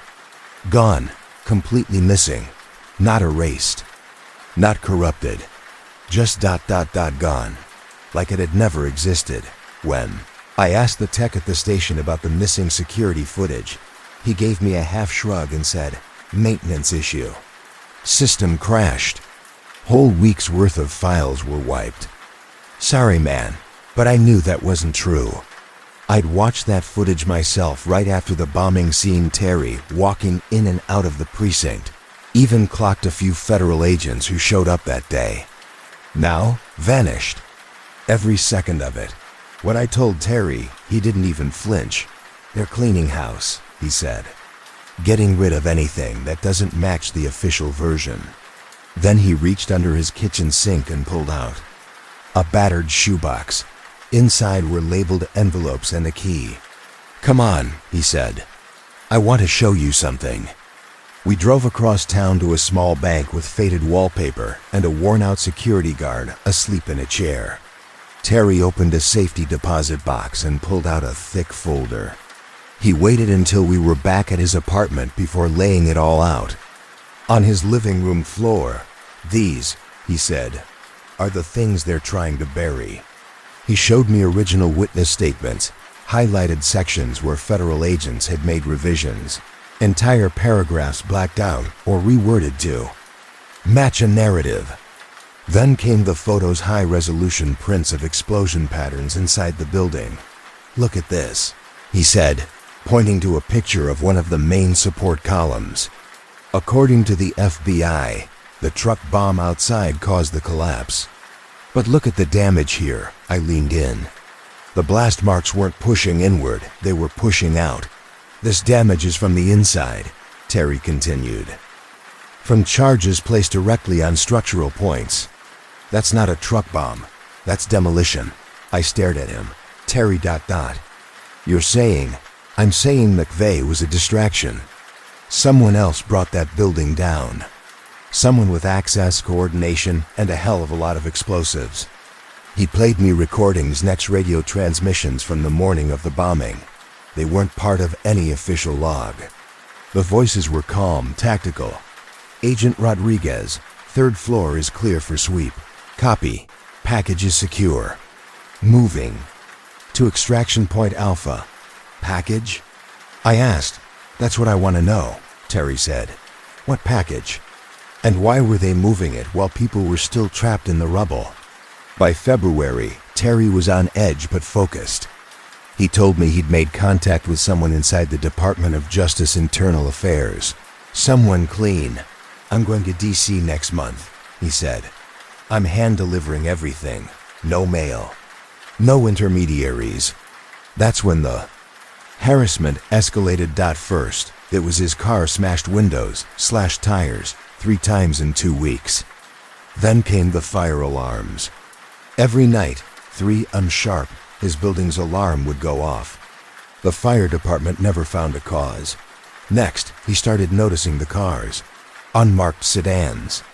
Government plates, always just behind him in traffic. Parked across the street. Lights off. They want me to know they're watching, he said. They think fear will make me fold, but fear didn't shake him. If anything, it fueled him. I pulled 4 people out of that building, he said one night, his voice cracking. 4 lives. I held a little girl while she died because the ceiling came down before I could get her out. If her death was part of some government operation ... I have to know. I have to know. The city scheduled a medal ceremony for May 8, 1996. They wanted to celebrate. Terry's heroism turned his story into a shining example of courage. National media was invited. The mayor's office was buzzing. Terry said he wasn't sure he could make it. Bad timing, he told them. When they pressed, he added, I might be traveling. On May 6th, Terry called in sick, said he had the flu. But his neighbor, an older woman who always noticed everything, told police she saw him leaving that morning. He was carrying a large manila envelope and a small suitcase. He looked scared, she said. Kept glancing over his shoulder, like someone might be following him. That was the last time anyone saw Terrence Yeekey alive, May 8, 1996, the day Terry was supposed to receive a medal for heroism. They found his body instead face down in a field outside El Reno, about 40 miles west of Oklahoma City. I got the call at 6 in the morning. Captain Morrison's voice was clipped and emotionless, strictly business. We found Yeekey, he said. You need to get down here. Something felt off the moment I arrived. Terry's car was parked on a dirt road just off the highway. The doors were unlocked, keys still in the ignition. But his body was over a mile away across unforgiving land, all tangled with barbed wire, thorny brush, and uneven hills. They said it was suicide. But I've seen suicides before plenty. This wasn't one. Terry's wrists had been slashed so deeply the cuts hit bone. His forearms were covered in smaller, frantic-looking wounds like defensive marks. There were ligature marks on his neck, clear signs of strangulation or hanging. And then there was a single gunshot wound to the head. Hell of a way to kill. Yourself, the coroner muttered, not really talking to anyone. The lead investigator on the scene was an FBI agent named Sarah Chun. I'd never seen her before the bombing, but she'd been popping up ever since, assigned to anything connected. To Oklahoma City, clear case of suicide, she announced coldly, even before forensics had wrapped up. PTSD, she went on. Survivor's guilt. He couldn't take it anymore. With what gun? I asked. She narrowed her eyes at me, like I was wasting her time. We're still processing the scene. But they never found a gun. Not that day. Not ever. So I asked. Her again later, calmer, trying to be professional. Let me get this straight. He slashed his wrist so deep it hit bone, cut up his arms, somehow strangled himself, then hiked through over a mile of rugged terrain while bleeding out, and then shot himself in the head with a gun that vanished? Agent Chun didn't blink. Stranger things have happened. No, they hadn't. Not in my 20 years on the job. And then there was the blood. Or the lack of it. According to forensics, there wasn't a single drop of blood between the car and where they found him. If he'd injured himself at the car, there should have been a trail, a clear path of droplets across the brush and dirt. But the first blood showed up about 50 yards from the body. Nothing before that. Honestly, the forensic photographer whispered to me, looking over his shoulder, "It looks like he was carried or dragged." But don't quote me. Terry's family was shattered and confused. His ex-wife, T.A., told investigators that Terry had never once mentioned suicide. His sister said he'd been upbeat lately, even hopeful. "He called me 2 days ago," Tay said. "Told me he was close to something. Said people were finally going to hear the truth." He sounded relieved. The investigation lasted exactly 1 week. Agent Chun's final report claimed Officer Terrence Yuki had taken his own life, overcome by post-traumatic stress from the Oklahoma City bombing. Case closed. But then the strange stuff started piling up. When Terry's family went to retrieve his belongings from his apartment, they found it had already been emptied out. Federal agents had beaten them there. Claimed they were looking for material that might help understand his mental state. "We were told it was for the investigation," said Tony, Terry's brother-in-law. Even his safety deposit box was cleared out. The bank manager said federal agents came with a court order. But when Terry's lawyer asked for a copy, he was told it was sealed national security. I'll never forget the call I got from Terry's sister after all that. "Everything's gone," she said, her voice trembling. "Everything. They took everything, his files, his photographs, his handwritten journals. Gone. Even his service weapon, the one that should have been logged and secured as part of the investigation, had vanished from the evidence room." "When?" I asked about it. The clerk shrugged and gave me the same excuse I'd heard too many times already. "Clerical error," he said. "Sometimes things get misfiled, but it wasn't just a mistake. It was deliberate. The people who claimed to serve and protect had swept everything clean before anyone could ask the most important question: why did Terry die?" At his funeral, I counted at least 6 federal agents standing in the back. They didn't join the service. They didn't talk to the family. They just stood there silently, taking notes, watching. Watching who attended, watching who spoke, watching who cried or got angry. After the burial, Agent Chun approached me. "Officer Yuki was obviously troubled," she said. "Sometimes good cops get too deep into conspiracy theories. They start seeing patterns that aren't really there. It's a tragedy, but it happens." I looked at her hard. "What about the evidence?" She blinked, unfazed. "What evidence?" "We didn't find any. Just disorganized notes typical of someone suffering from severe psychological trauma." That night, I drove to Terry's bank. I told the manager I was his partner, helping investigate his death. The woman at the front desk looked nervous, eyes darting down the hallway as if someone might overhear. "They were here before we even heard he'd died," she whispered. "The federal agents, they came for the safety deposit box. Had paperwork, real official looking. But how'd they even know to come if he'd just been found?" I didn't have an answer. That was 28 years ago. 20-8 years since my friend, Officer Terrence Yuki, was found dead in a lonely field. The wounds on his body telling a story the government had no intention of letting the public read. I left the Oklahoma City Police Department in 2003, moved out of state. Changed my name 5 years later. People think I'm paranoid.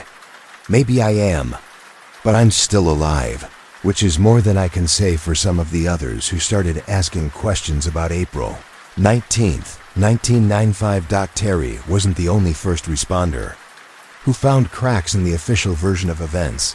Officer Gordon Martin died in a car accident in 1997. Single vehicle crash. No witnesses. Paramedic James Norris dropped dead from a heart attack in 1998. He was 34. No history of heart issues. Fire. Captain Jeff Saltzman took his own life in 2000 at least. That's what the report said. But his family insisted. He wasn't suicidal. No signs, no note. Just gone. They all had one thing in common. They'd been at the Murrah building that morning. They all saw things that didn't make sense, things that didn't match what the media or the government told the public. I stayed silent for years. Tried to convince myself that Terry really had taken his own life, that I was just grieving, that it was all in my head. But time has a way of shaking loose the lies, and the older I get, the more certain I am. My friend was murdered, and not just because of what he saw, but because of what he found. The Oklahoma City bombing changed everything. It was the worst act of domestic terrorism in U.S. history until 9/11's. It shifted the national mindset. Security tightened. Surveillance expanded. Laws changed. It gave the government justification for more power. But what if the story we were fed was a cover? What if Terry was right? What if Timothy McVeigh wasn't a lone wolf, but the tip of something deeper? Terry had spent weeks digging through the wreckage of that building, not just helping people, but documenting what he saw. Taking photos, writing things down, trying to connect the dots. He told people close to him that something wasn't right, that there were agents moving through the site during the early hours of rescue, agents who seemed more interested in recovering something than in saving lives. In his final days, he spoke of a package federal agents removed from the building while victims were still trapped in the rubble. They went in during the chaos before search teams had even cleared the area. What was worth more than human lives? Files? Evidence of another operation? Names of informants or assets? Hidden programs? Agents whose identities couldn't be exposed. The ATF had offices in the Murrah building. So did several other federal agencies. And Terry, with his badge and his sense of duty, may have stumbled across something he wasn't supposed to. Something someone was willing to kill for. The FBI, the D, the Secret Service. All of them had offices in the Murrah building. All of them run classified operations, manage confidential files, and maintain networks of informants. If someone wanted to destroy evidence of wrongdoing, government corruption, covert activities, illegal surveillance, what better cover than a terrorist attack? Blame the blast on Timothy McVeigh, use the tragedy to justify expanded authority, and quietly eliminate anyone who saw too much. Terry saw too much. I think about him every April 19th, about the man who ran into a collapsing building when everyone else was running out, who pulled 4 people from the rubble with his bare hands, who cradled a dying child in his arms and whispered to her that everything would be okay. That man didn't deserve to die the way he did, alone in a field, broken, butchered, and discarded like an inconvenience. He died trying to tell the truth. And now, his medal, his so-called commendation for valor, probably sits buried in some federal warehouse, collecting dust beside the confiscated files, photographs, and notes they stole from his apartment and his safety deposit box. Hero's medal for a man they murdered to keep quiet. Sometimes I wonder what would have happened if Terry had just stayed silent. If he'd gone along with the official story. If he'd ignored the inconsistencies and buried his doubts like everyone else. Maybe he'd still be alive today, retired, living somewhere quiet, tossing a football with his grandkids, but that wasn't who Terry was. He believed in justice, real justice, Not the kind dressed up in press conferences and redacted reports. He believed in asking hard questions, even when those questions made people uncomfortable. Especially when they did. If there's one thing I want people to remember about Officer Terrence Yuki, it's this: he died trying to tell the truth. In a time when truth is treated like a commodity massaged, edited, focus group. Terry was something different. He was raw, he was real. He documented what he saw, he followed the trail. He trusted the evidence, not the narrative. He tried to warn us. And for that, they erased him. I've never spoken publicly about any of this. Never wrote it down, never dared. But I'm old now.